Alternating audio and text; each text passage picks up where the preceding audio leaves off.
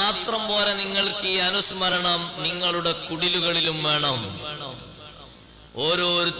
ഓരോരുത്തരുടെയും വീടുകളിൽ ഈ ചിത്രങ്ങൾ പ്രതിഷ്ഠിക്കേണ്ടതുണ്ട്. ചിത്രത്തെ ബഹുമാനിക്കുക, ഫോട്ടോയെ ബഹുമാനിച്ച് ഫോട്ടോയെ ആരാധന രൂപത്തിൽ കാണുക, ഇസ്ലാം അതിനെതിരാണ്. അതിൽ യാതൊരു ബഹുമാനവും അങ്ങനെ കൽപ്പിക്കാവതല്ല. ആ ഫോട്ടോക്ക് വലിയ ബഹുമാനം ഉണ്ടെങ്കിൽ, ഫോട്ടോക്ക് നല്ല പോരുഷ ഉണ്ടെങ്കിൽ ഫോട്ടോ എടുത്ത് വിതരണം ചെയ്യാമായിരുന്നു.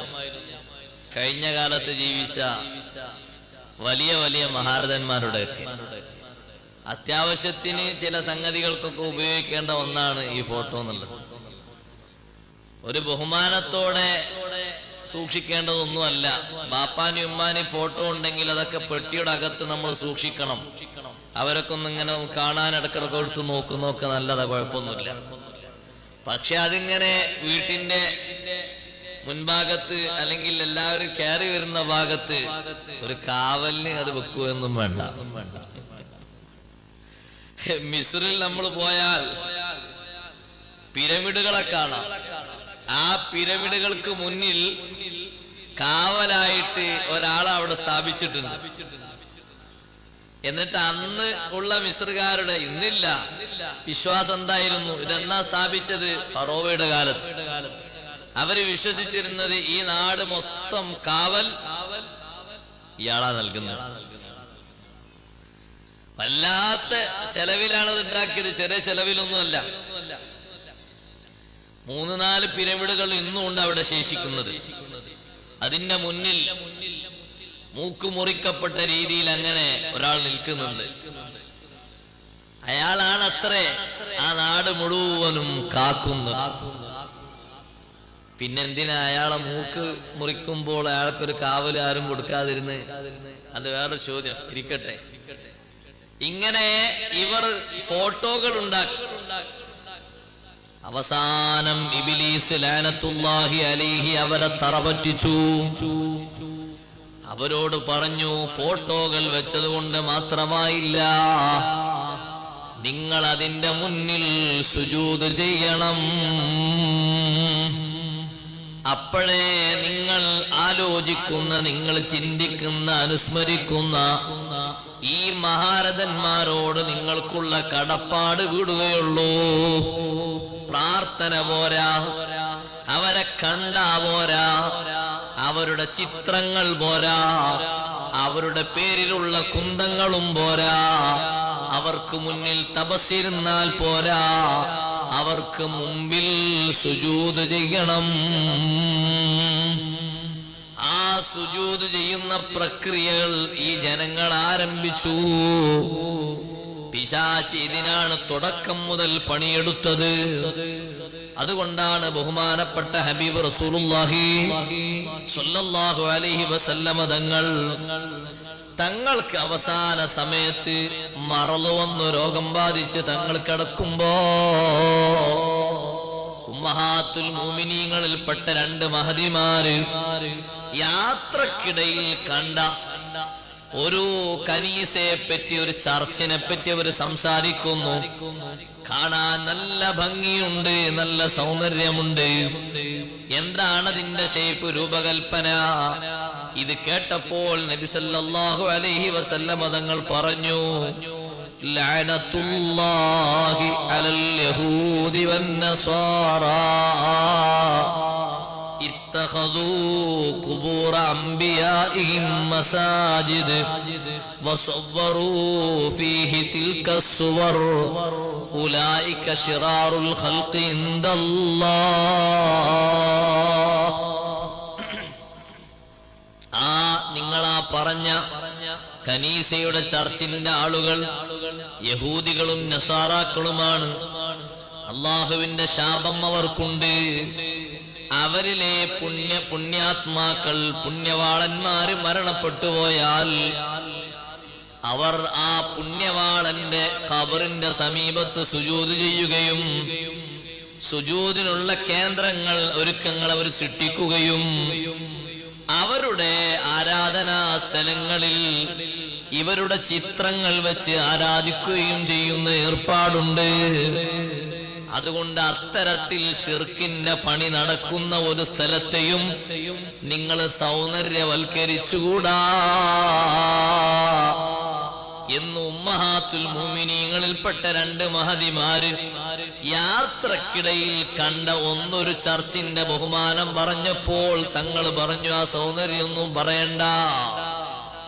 നൂഹ് നബി അലൈഹിസ്സലാം ആദ്യമായി നേരിടുന്നത് ഈ വദ്, സുവാ, യഗൂസ്, യഊഖ്, നസ്ർ ഈ പേരിൽ പഴയകാലത്ത് ജീവിച്ചു പോയ മഹാരഥന്മാര്, സ്വാലിഹീങ്ങൾ, അവരുടെ പേരിൽ സൃഷ്ടിച്ചെടുത്ത ഈ രൂപത്തിലുള്ള ശിർക്ക്, ഈ ശിർക്കിനെതിരെയാണ് നൂഹ് നബി അലൈഹിസ്സലാമിന്റെ പോരാട്ടം.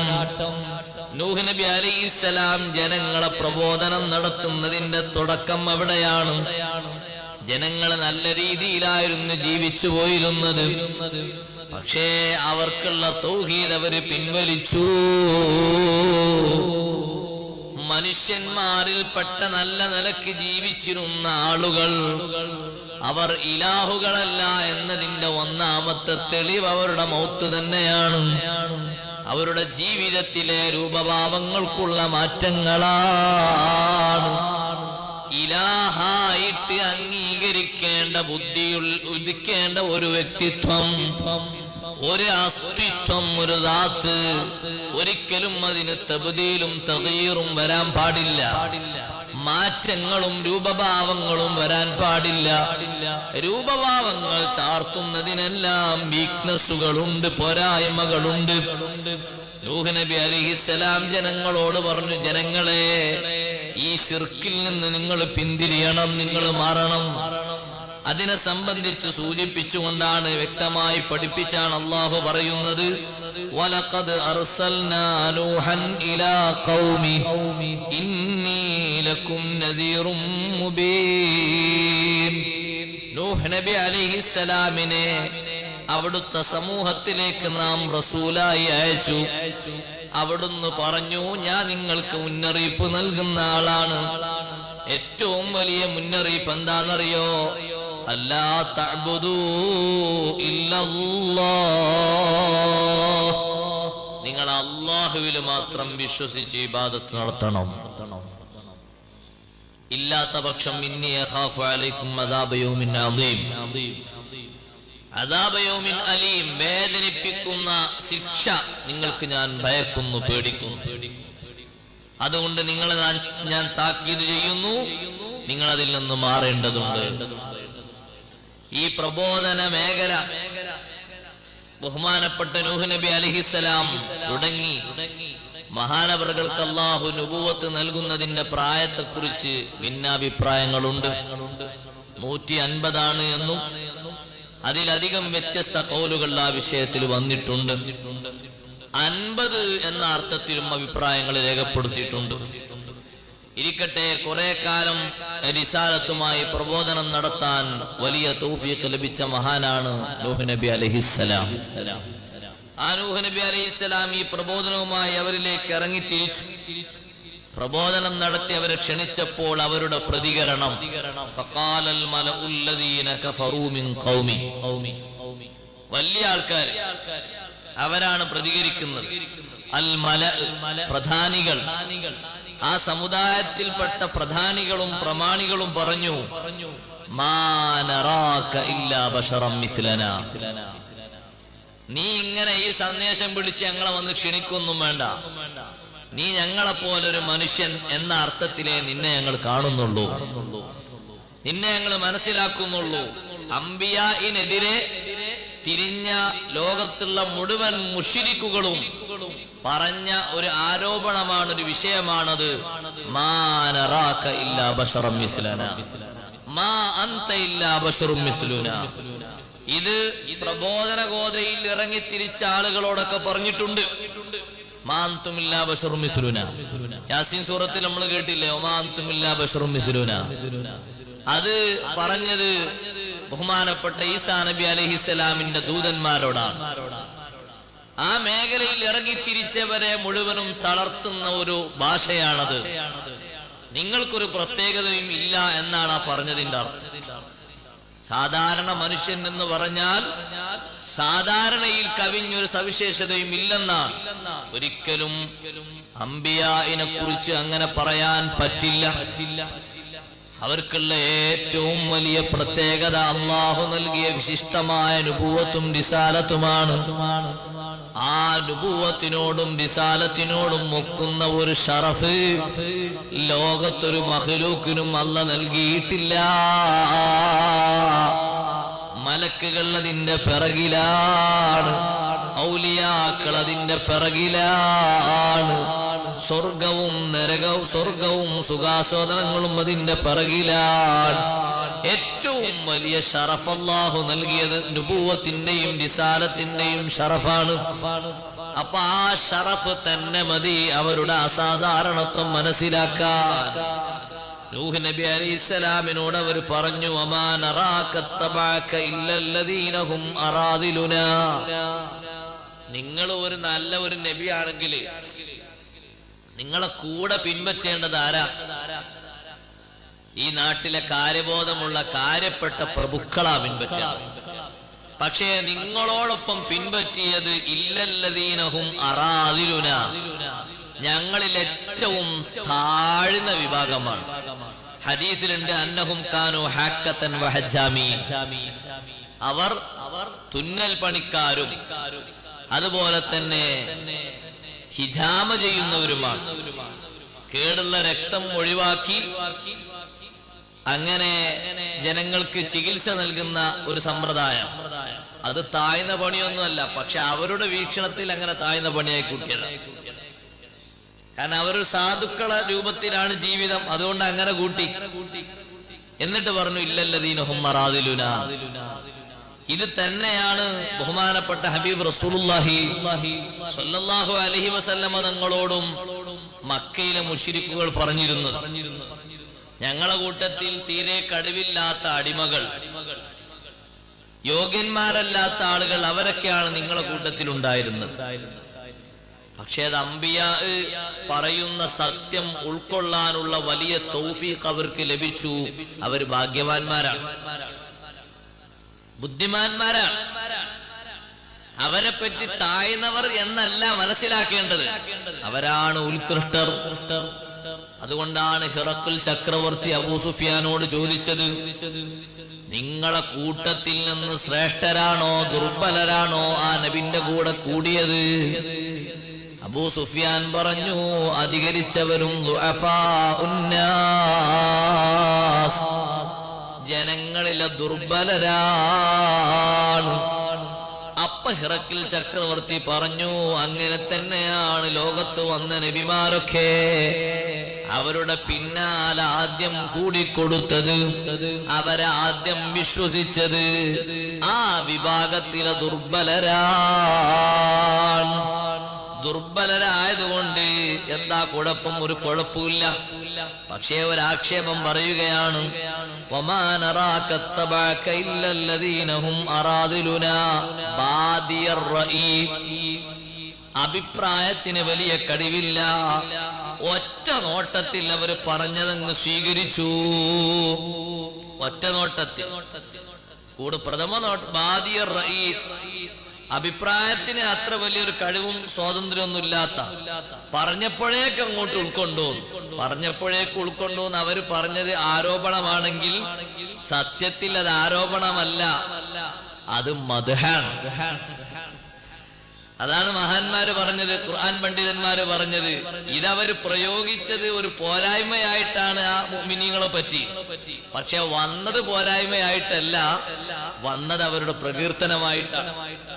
ഒറ്റ നോട്ടത്തിൽ തന്നെ ഉൾക്കൊള്ളാനുള്ള കഴിവ് കിട്ടി എന്ന് പറഞ്ഞാൽ അത് പോരായ്മയല്ല, അതവരുടെ ബുദ്ധിശക്തിയും അവരുടെ നേർമാർഗം സ്വീകരിക്കാനുള്ള നല്ല വാസനയുമാണ് അറിയിക്കുന്നത്.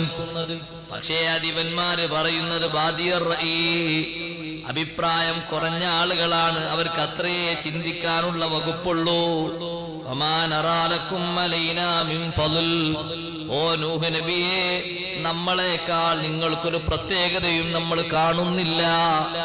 ബൽ നളുന്നുകും കാദിബീൻ, നിങ്ങളെ നാം വിചാരിക്കുന്നത് കള്ളം പറയുന്നവരായിട്ടാണ്. നൂഹ് നബി അലൈഹിസ്സലാം പറഞ്ഞു, ജനങ്ങളെ അങ്ങനെ ധരിക്കരുത്. അറഅയ്തും മിൻ കുന്തു അലാ ബയ്യിനത്തിൻ മിർ റബ്ബി, നിങ്ങൾ പറയൂ, ഞാൻ എന്റെ റബ്ബിൽ നിന്ന് വ്യക്തമായ തെളിവുമായിട്ടല്ലേ വന്നത്.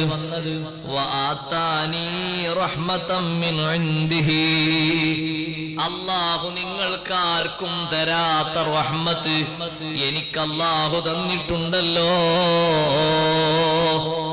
എന്താണ് ഈ റഹ്മത്ത് കൊണ്ട് ഉദ്ദേശിക്കുന്നത്? നുബുവത്തൻ വരിസാല. ഇബ്നു അബ്ബാസ് റളിയല്ലാഹു അൻഹു പറഞ്ഞു, നുബുവത്തും റിസാലത്തും മാത്രമാക്കണ്ട, വഹിയ റഹ്മത്തുൻ അലൽ ഖൽഖ്, സൃഷ്ടികളോടുള്ള കാരുണ്യം. അത് ഏറ്റവും അധികം ലോകത്തുള്ളത് അംബിയാഇനാണ്. ആ റഹ്മത്ത് ഏറ്റവും അധികമുള്ള നേതാവ് റഹ്മത്തുൽ ലിൽ ആലമീൻ ഹബീബ് മുഹമ്മദ് റസൂലുള്ളാഹി സ്വല്ലല്ലാഹു അലൈഹി വസല്ലം തങ്ങളാണ്. അതുകൊണ്ടാണ് വേട്ടയാടി കൊണ്ടുവന്ന ഒരു തള്ളയെയും പക്ഷിക്കുട്ടികളെയും ഒക്കെ വേട്ടയാടി കൊണ്ടുവന്ന് ആ പക്ഷിക്കുഞ്ഞുങ്ങളോടൊപ്പം അതിന്റെ തള്ളപ്പക്ഷി വിടാതെ പിന്നാലെ പിന്തുടർന്ന് ആ ആറാബിന്റെ കൂടെ ഇങ്ങനെ വന്നപ്പോ നബി സല്ലല്ലാഹു അലൈഹി വസല്ലം തങ്ങളെ മുന്നിൽ വെച്ചപ്പോ തങ്ങൾ പറഞ്ഞു, ഏത് മരത്തിൽ നിന്നാണ് ഇവകളെ പിടിച്ചത് അവിടെ തന്നെ കൊണ്ടുപോയി അയക്കണം. കാരണം ഈ കുട്ടികളെ ഈ മാതാവ് വേർപിരിയാത്തൊരവസ്ഥ നിങ്ങൾ കാണുന്നില്ലേ? എന്നാൽ അല്ലാഹു അർഹമു മിൻ ഇബാദിഹി മിൻ ഹാദിഹി ബിവലദിഹാ, ഈ തള്ളപ്പക്ഷിക്ക് ഈ കിടാങ്ങളോട് ഈ കുട്ടികളോട് എത്ര കാരുണ്യമുണ്ട്. നിങ്ങൾ വിവിധ സ്ഥലങ്ങളിൽ ഒളിപ്പിച്ച് വെച്ചപ്പോഴും ഈ തള്ളപ്പക്ഷി പറന്നില്ലല്ലോ. നിങ്ങൾ ഇവയെ മാത്രം ഒരു ഷാളിട്ട് മൂടിയിട്ടും ആ കുട്ടികൾ ആലോചിച്ചത് പുറത്തു നിന്നില്ലേ? പിന്നെ നിങ്ങൾ തുറന്നു കൊടുത്തപ്പോൾ ആ തള്ളപ്പക്ഷിയുടെ ചിറകിന്റെ ഓരോ ഭാഗത്തും കുട്ടികൾ ഒട്ടിപ്പിടിച്ച് നിൽക്കുന്നില്ലേ? മാതാവ് ഇவ்விதം വേർപിരിയാതെ നിൽക്കുന്നുണ്ടെങ്കിൽ ഇതിനേക്കാളും വലിയ റഹ്മത്തുള്ളവനാണ് അല്ലാഹ്. അതുകൊണ്ട് നിങ്ങൾ ചെയ്യേണ്ടത്, എവിടുന്നാണോ ഇതിനെ വേട്ടയാടി പിടിച്ചത് അവിടെ തന്നെ കൊണ്ടുപോയി വെക്കണം. ആ തള്ളപ്പക്ഷി വേറിട്ട് നിന്നാ കുട്ടികളായിട്ട് പോകാനാണ് അറാബിയുടെ തീരുമാനം. പക്ഷെ ഒരിക്കലും തള്ളപ്പക്ഷി വേറിടുന്നൊരു സ്വഭാവമല്ല. അപ്പൊ പറഞ്ഞു, നിങ്ങൾ അതിനെ വേർപ്പെടുത്തണ്ട, കൊണ്ടുപോയി ഒക്കെയുള്ളൂ.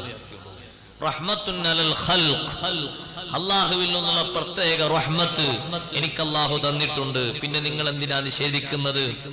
നിഷേധിക്കേണ്ട ആവശ്യമില്ല. ഫഉമ്മിയത് അലൈക്കും, നിങ്ങളുടെ മേൽ അന്ധമാക്കപ്പെട്ടു, എന്റെ തെളിവ് നിങ്ങൾ സ്വീകരിക്കുന്നില്ല.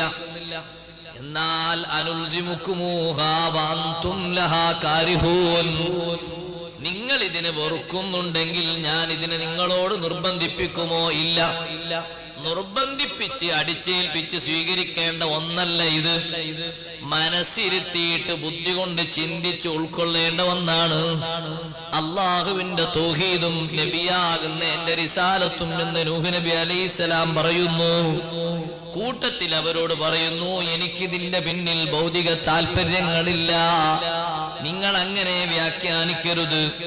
യാ ഖൗമി ലാ അസ്അലുക്കും അലൈഹി മാലാ, ഞാൻ ഈ സന്ദേശം എത്തിച്ചു തരുന്നതിന് സമ്പത്തൊന്നും ചോദിക്കുന്നില്ല.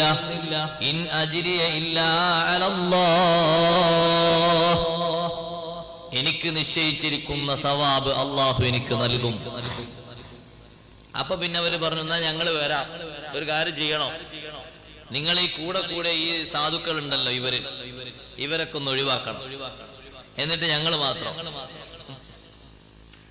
അപ്പൊ നൂഹ് നബി അലൈഹിസ്സലാം പറഞ്ഞു, വമാ അന ബിത്വാരിദിൽ ലദീന ആമനു, വിശ്വാസികളെ ഞാൻ ഒരു നിലക്കും മാറ്റിയൊടിക്കൂല, അവരെ ഞാൻ ഒഴിവാക്കൂല. നിങ്ങൾ വന്നാലും ശരി, വന്നിട്ടില്ലെങ്കിലും ശരി. ഇത് ഈ മാതൃക തന്നെയാണ് ബഹുമാനപ്പെട്ട റസൂലുള്ളാഹി സ്വല്ലല്ലാഹു അലൈഹി വസല്ലം തങ്ങളോട് വന്നിട്ട് ഖുറൈശി നേതാക്കൾ പറഞ്ഞു, ഞങ്ങൾക്കൊന്ന് ചർച്ച ചെയ്യണം നിങ്ങളോടൊപ്പം ഇരുന്നിട്ട്. അതുകൊണ്ടൊരു കാര്യം ചെയ്യണം, ഈ സുഹൈബ് റളിയല്ലാഹു അൻഹു, അമ്മാർ റളിയല്ലാഹു അൻഹു, ബിലാൽ റളിയല്ലാഹു അൻഹു തുടങ്ങിയ ഈ പാവപ്പെട്ട ആൾക്കാരെ ഒന്ന് മാറ്റി നിർത്താം. അല്ലാഹു പറഞ്ഞു, വലാ തത്റുദില്ലദീന യദ്ഊന റബ്ബഹും ബിൽ ഗദാതി വൽ അശീ യുരീദൂന വജ്ഹഹു. നബിയേ, 24 മണിക്കൂറും എന്റെ ചിന്തയിലായി തങ്ങളോടൊപ്പം ഇരുന്ന് ക്ഷമിക്കുന്ന സഹിക്കുന്ന ഈ നല്ല വിഭാഗത്തെ മാറ്റി നിർത്തിക്കൂടാ. അവര് ചർച്ചയ്ക്ക് വന്നാലും വന്നിട്ടില്ലെങ്കിലും ഇവരെ മാറ്റി നിർത്തിയിട്ടൊരു ചർച്ച വേണ്ട. നൂഹ് നബി അലൈഹിസ്സലാമിനോട് ജനത വെച്ചൊരു ഡിമാൻഡാണത്. ഞങ്ങൾ വരണമെങ്കിൽ ഇവരെ മാറ്റണം. മഹാനവർകൾ പറഞ്ഞു, വമാ അന ബിത്വാരിദില്ലദീന ആമനൂ, വിശ്വാസികളെ മാറ്റുന്നൊരു സ്വഭാവവും എനിക്കില്ല. നിങ്ങൾ എന്നോടത് പറയരുത്, ഞാനത് സ്വീകരിക്കൂല. അല്ലദീന ആമനൂ ഇന്നഹും മുലാഖൂ റബ്ബിഹിം, അവർ റബ്ബിനെ കണ്ടുമുട്ടുന്നവരാണ്. അവർക്ക് ശരിക്ക് വിശ്വാസമുണ്ട്, വലിയ മഹത്വമുണ്ട്. വലാകിന്നി അറാക്കും ഖൗമൻ തജ്ഹലൂൻ, നിങ്ങളെപ്പറ്റി ഞാൻ മനസ്സിലാക്കുന്നത് നിങ്ങൾ വിവരക്കേട് വിളമ്പുന്നൊരു സമൂഹമാണ്.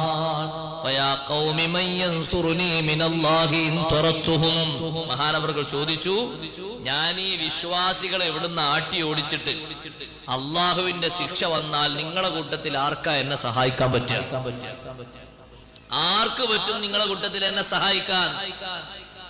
അവരെ വക്കൽ മറുപടിയില്ല. അഫലാ തദക്കറൂൻ, ഒന്ന് ചിന്തിച്ചുകൂടെ? നന്നായൊന്ന് ഉണർന്ന് ചിന്തിച്ചുകൂടെ? ഞാൻ നിങ്ങളെ വിളിക്കുന്നത് നിങ്ങളെ വല്ലതും ആഗ്രഹിപ്പിക്കാനല്ല. വലാ അഖൂലു ലക്കും ഇൻദീ ഖസാഇനുല്ലാഹ്, അല്ലാഹുവിന്റെ നിധിശേഖരങ്ങളൊക്കെ ഖജാനകളൊക്കെ എന്റെ കയ്യിലുണ്ട് എന്ന് ഞാൻ നിങ്ങളോട് പറയുന്നില്ല. വലാ അഅലമുൽ ഗൈബ, എല്ലാ അദൃശ്യവും അറിയും എന്നും ഞാൻ നിങ്ങളോട് പറയുന്നില്ല. എനിക്ക് അല്ലാഹു അറിയിച്ചു തരുന്നതൊക്കെ ഞാൻ നിങ്ങൾക്ക് പറഞ്ഞു തരും. നിങ്ങൾക്ക് അറിയിച്ചു തരാത്ത പലതും എനിക്ക് അല്ലാഹു അറിയിച്ചു തരും. വലാ അഖൂലു ഇന്നി മലക്കുൻ, മലക്കാണ് എന്ന് ഞാൻ നിങ്ങളോട് വാദിക്കുന്നില്ല, പറയുന്നില്ല. വലാ അഖൂലു ലില്ലദീന തസ്ദരി അയ്നുക്കും, നിങ്ങളെ കണ്ണിൽ ചെറുതായി തോന്നുന്നവരില്ലേ ഈ മുഅ്മിനീങ്ങൾ, അവർ നിങ്ങളെ കണ്ണിൽ നിസാരന്മാരാണ്. അവരെ പറ്റി ഞാൻ പറയൂല. നിങ്ങൾ പറയും പോലെ യയൂതിഹുമുല്ലാഹു ഖൈറാ. മാറ്റി നിർത്താൻ പറഞ്ഞിട്ട് കേൾക്കാതിരുന്നപ്പോഴേ പിന്നെ ആ വിശ്വാസികളെ പരിഹസിക്കാൻ തുടങ്ങി. അതന്നെ മക്കയിലുണ്ടായത്. മാറ്റി നിർത്താൻ പറഞ്ഞിട്ട് ഹബീബ് സല്ലല്ലാഹു അലൈഹി വസല്ലം നിങ്ങളോട് മാറ്റി നിർത്താൻ പറഞ്ഞിട്ട് തങ്ങൾ മാറ്റി നിർത്തില്ല. അള്ളാഹുവിന്റെ തീരുമാനം മാറ്റി നിർത്തണ്ടാണ്. നൂഹ് നബി അലൈഹി സ്വലാമും മാറ്റി നിർത്താതിരുന്നപ്പോ ഇവർ പറഞ്ഞു, ഒരു കോണം പിടിക്കാത്ത ചങ്ങായിമാരാണ്, അവരെ കൂടെയാണ് ഇപ്പൊ നൂഹ് നബി അലൈഹി സ്വലാം അങ്ങനെ നടക്കുന്നത്. മഹാനവർകൾ പറഞ്ഞു, ഞാനത് പറയൂല. ഈ വിശ്വാസികൾക്ക് ഒരു നന്മയും അല്ലാഹു നൽകൂല എന്ന് ഞാൻ പറയൂല, അതിനെന്നെ കിട്ടൂല. അല്ലാഹു അഅലമു ബിമാ ഫീ അൻഫുസിഹിം, അവരുടെ മനസ്സിൽ എന്താണ് അവർ ഉൾക്കൊണ്ടത് എന്ന് അല്ലാഹുവാണ് ഏറ്റവും അറിയുന്നവൻ. ഞാൻ അവരെ പറ്റി വല്ലതും പറഞ്ഞാൽ ഇന്നി ഇദല്ല മിനൽ ളാലിമീൻ, ഞാൻ അക്രമകാരികളിൽ പെട്ടുപോകും. അതുകൊണ്ട് ഞാൻ അങ്ങനെ പറയാനില്ല, നിങ്ങൾ എന്നോട് നിർബന്ധിപ്പിക്കരുത്. അവസാനം അവർ പറഞ്ഞു, നൂഹ് നബിയെ, കുറെ കാലമായി നിങ്ങൾ ഈ സംവാദം ഇങ്ങനെ തുടങ്ങിയിട്ട്, ശിക്ഷ ഉണ്ട് എന്നുള്ള മുന്നറിയിപ്പും തുടങ്ങിയിട്ട്, അതുകൊണ്ട് ആ ശിക്ഷ ഉണ്ടെങ്കിൽ ഞങ്ങളൊന്ന് ഞങ്ങളൊന്ന് കാണട്ടെ. നൂഹ് നബി അലൈഹി സ്വലാം എത്ര സഹിച്ചിട്ടുണ്ടെന്ന് അറിയാം നിങ്ങൾ. ബഹുമാനപ്പെട്ട ഹബീബ് റസൂലുള്ളാഹി സ്വല്ലല്ലാഹു അലൈഹി വസല്ലം നിങ്ങൾ നൂഹ് നബി അലൈഹി സ്വലാമിന്റെ സംഭവങ്ങൾ സ്വഹാബത്തിന് വിശദീകരിച്ചു കൊടുത്തിട്ടുണ്ട്. നൂഹ് നബി അലൈഹി സ്വലാം പ്രബോധന മേഖലയിൽ ഒരു ഭാഗത്തിലൂടെ ഇറങ്ങിയപ്പോൾ കാനൂ യദ്രിബൂനഹു, ജനങ്ങൾ നൂഹ് നബിയെ അടിക്കാൻ തുടങ്ങി. ഹത്താ യുഗ്ശാ അലൈഹി, അടികിട്ടി മഹാനവറുകളെ ബോധം കെട്ടി വീഴുന്നു. നിങ്ങൾ നോക്ക്, ജനങ്ങളോടുള്ള വാത്സല്യം, അള്ളാഹുവിൽ നിന്ന് അവർക്ക് ശിക്ഷ കിട്ടണമെന്ന് പ്രതീക്ഷിക്കുന്നതിന്റെ മുമ്പ് തൂഫാൻ എന്ന് പറയുന്ന വെള്ളപ്പൊക്കം ഉണ്ടാകണമെന്ന് ദ്വാർക്കുന്നതിന്റെ മുമ്പ്, എന്തെങ്കിലും ഒരു ദൃഷ്ടാന്തം വരാൻ വേണ്ടി ദ്വാർക്കുന്നതിന്റെ മുമ്പ് പെട്ടെന്ന് അങ്ങോട്ട് ചെയ്തതല്ല. ഒരുപാട് കാലത്തെ ത്യാഗമുണ്ട്, സഹനമുണ്ട്. എടുത്തുചാട്ടം പാടില്ല. നൂഹ് നബി അലൈഹിസ്സലാം മടികിട്ടി ബോധം കെട്ട് ബോധം തെളിയുമ്പോ പറയുന്നത് റബ്ബിഗ്ഫിർലി ഖൗമി ഫഇന്നഹും ലാ യഅലമൂൻ. പുറത്തു കൊടുക്ക, അല്ലാഹ് ഇൽമില്ലാത്തോണ്ട് ചെയ്യുന്നതല്ലേ, നീ അവർക്ക് പുറത്തു കൊടുക്ക, നീ അവർക്ക് ഹിദായത്ത് കൊടുക്ക എന്ന് ശൈഖുൽ അംബിയ നൂഹ് നബി അലൈഹിസ്സലാം ദ്വാരക്കുകയാണ്. അതേ മാതൃക തന്നെയാണ് ഹബീബ് മുഹമ്മദ് റസൂലുള്ളാഹി സ്വല്ലല്ലാഹു അലൈഹി വസല്ലം തങ്ങൾ. ആ അംബിയായിന്റെ മൊത്തം മാതൃകയാണല്ലോ തങ്ങൾ സ്വീകരിച്ചത്. ഫബിഹുദാഹും ഇഖ്തദി, തങ്ങളുള്ള നിർദ്ദേശം അങ്ങനെയാണ്. അവരുടെ ചര്യ തങ്ങൾ അനുധാവനം ചെയ്യണം, അത് പിൻപറ്റണം. തങ്ങളും അടികിട്ടിയപ്പോൾ അല്ലാഹുമ്മ ഹ്ദി ലിഖൗമി ഫഇന്നഹും ലാ യഅലമൂൻ, കല്ലെറിഞ്ഞു, ഭ്രാന്തന്മാരെ വിട്ട് കൂക്കി വിളിപ്പിച്ചു. എറിഞ്ഞപ്പോൾ നല്ല ബുദ്ധിയുള്ള ആൾക്കാർ ബുദ്ധിയില്ലാത്ത ആളുകളുടെ കയ്യിൽ കൊടുത്ത് എറിഞ്ഞപ്പോൾ അവരെ നശിപ്പിക്കാനല്ല, അവർക്ക് പുറത്തു കൊടുത്ത് നന്നാക്കാനാണ് തങ്ങളുടെ പ്രാർത്ഥന. ഇബ്നു അബ്ബാസ് തങ്ങളെ മറ്റൊരു റിപ്പോർട്ടിൽ കാണാം, നൂഹ് നബിക്ക് അടികിട്ടി, മഹാനവറുകളെ അടികിട്ടി വീണപ്പോൾ അവർ ഒരു വസ്ത്രം വിരിച്ച് അതിൽ മൂടിക്കെട്ടി. അവരുടെ ധാരണ വീണപ്പോൾ നൂഹ് നബി അലൈഹിസ്സലാം മരിച്ചു എന്നാണ്. മരിച്ചു എന്ന് കരുതിയിട്ട് അവർ പൊതിഞ്ഞിട്ട് വീട്ടിൽ കൊണ്ടുപോയി ആക്കി. പിന്നെയും മഹാനവറുകൾ സത്യത്തിൽ ബോധം കെട്ട് വീണതാണ്. പുറത്തിറങ്ങിയിട്ട് അവരെ ക്ഷണിക്കുന്നു. ഇവരെ വിശ്വസിച്ചെങ്കിൽ വിശ്വസിക്കുന്നെങ്കിൽ എന്താണ് കരുതുന്നത്? അതേ സമയത്ത് അവരുടെ കൂട്ടത്തിലുള്ള ചെറിയ തലമുറകളിൽ പിറക്കുന്ന മക്കൾ പോലും ഈമാനിലേക്ക് വരാത്തൊരു സാഹചര്യം വന്നു. ഒരു വയസ്സായ ഉപ്പയുടെ കൂടെ നടക്കുന്ന, വടികുത്തി പിടിച്ച് നടക്കുന്ന പ്രായമുള്ള ഉപ്പയുടെ കൂടെ നടക്കുന്ന മകൻ നൂഹ് നബി അലൈഹിസ്സലാമിനെ കണ്ടപ്പോൾ ബാപ്പ പറയുകയാണ്, യാ ബുനയ്യ ഉൻദുർ ഹാദ ശൈഖ് ലാ യഗുറന്നക. മോനെ, ആ കാണുന്ന നബിയെ നൂഹ് നബിയിലേക്ക് ചൂണ്ടിയിട്ട് പറയുന്നു, നീ ശ്രദ്ധിക്കണം, സൂക്ഷിക്കണം, ഒരിക്കലും നിന്നെ പറ്റിക്കാതിരിക്കട്ടെ. അപ്പൊ കുട്ടി പറയുന്നത്, ബാപ്പാ നിങ്ങളെ വടി എനിക്കൊന്നു തരണം. വടിയെടുത്തിട്ട് ചെറിയ മകൻ നൂഹ് നബി അലൈഹിസ്സലാമിനെ അടിക്കുന്നു. തലക്ക് പരിക്ക് പറ്റി, രക്തം ഒഴുകി. ഇത്രയും സഹനം സഹിച്ച ശേഷം നൂഹ് നബി അലൈഹിസ്സലാം പറഞ്ഞു, റബ്ബി ഖത്തറാ മാ യഫ്അലു ബി ഇബാദു. അല്ലാഹുവേ, നിന്റെ അടിമകൾ എന്നെ ചെയ്യുന്നത് നീ കാണുന്നുണ്ടല്ലോ. ഫഇയ്യകു ലക ഫീ ഇബാദിക ഖൈരിയത്തുൻ ഫഹ്ദിഹിം. നിന്റെ അടിമകളിൽ നീ വല്ല ഖൈറും ഉദ്ദേശിക്കുന്നുണ്ടെങ്കിൽ അവർക്ക് നേർവഴി നൽകണം. വഇയ്യകു ഗൈറ ദാലിക്, അതല്ലാത്തത് വല്ലതും ലക്ഷ്യമാക്കുന്നുണ്ടെങ്കിൽ എനിക്ക് നീ സബർ തരണം. നീ അഹ്കമുൽ ഹാക്കിമീനായ അല്ലാഹു ആണല്ലോ. അപ്പോഴാണ് അല്ലാഹു പറഞ്ഞത്, ഇപ്പോൾ ഒരു ചെറിയ മകൻ പോലും ഇങ്ങനെ പ്രതികരിച്ചെങ്കിൽ ലൻ യുഅ്മിന മിൻ ഖൗമിക ഇല്ലാ മൻ ഖദ് ആമന.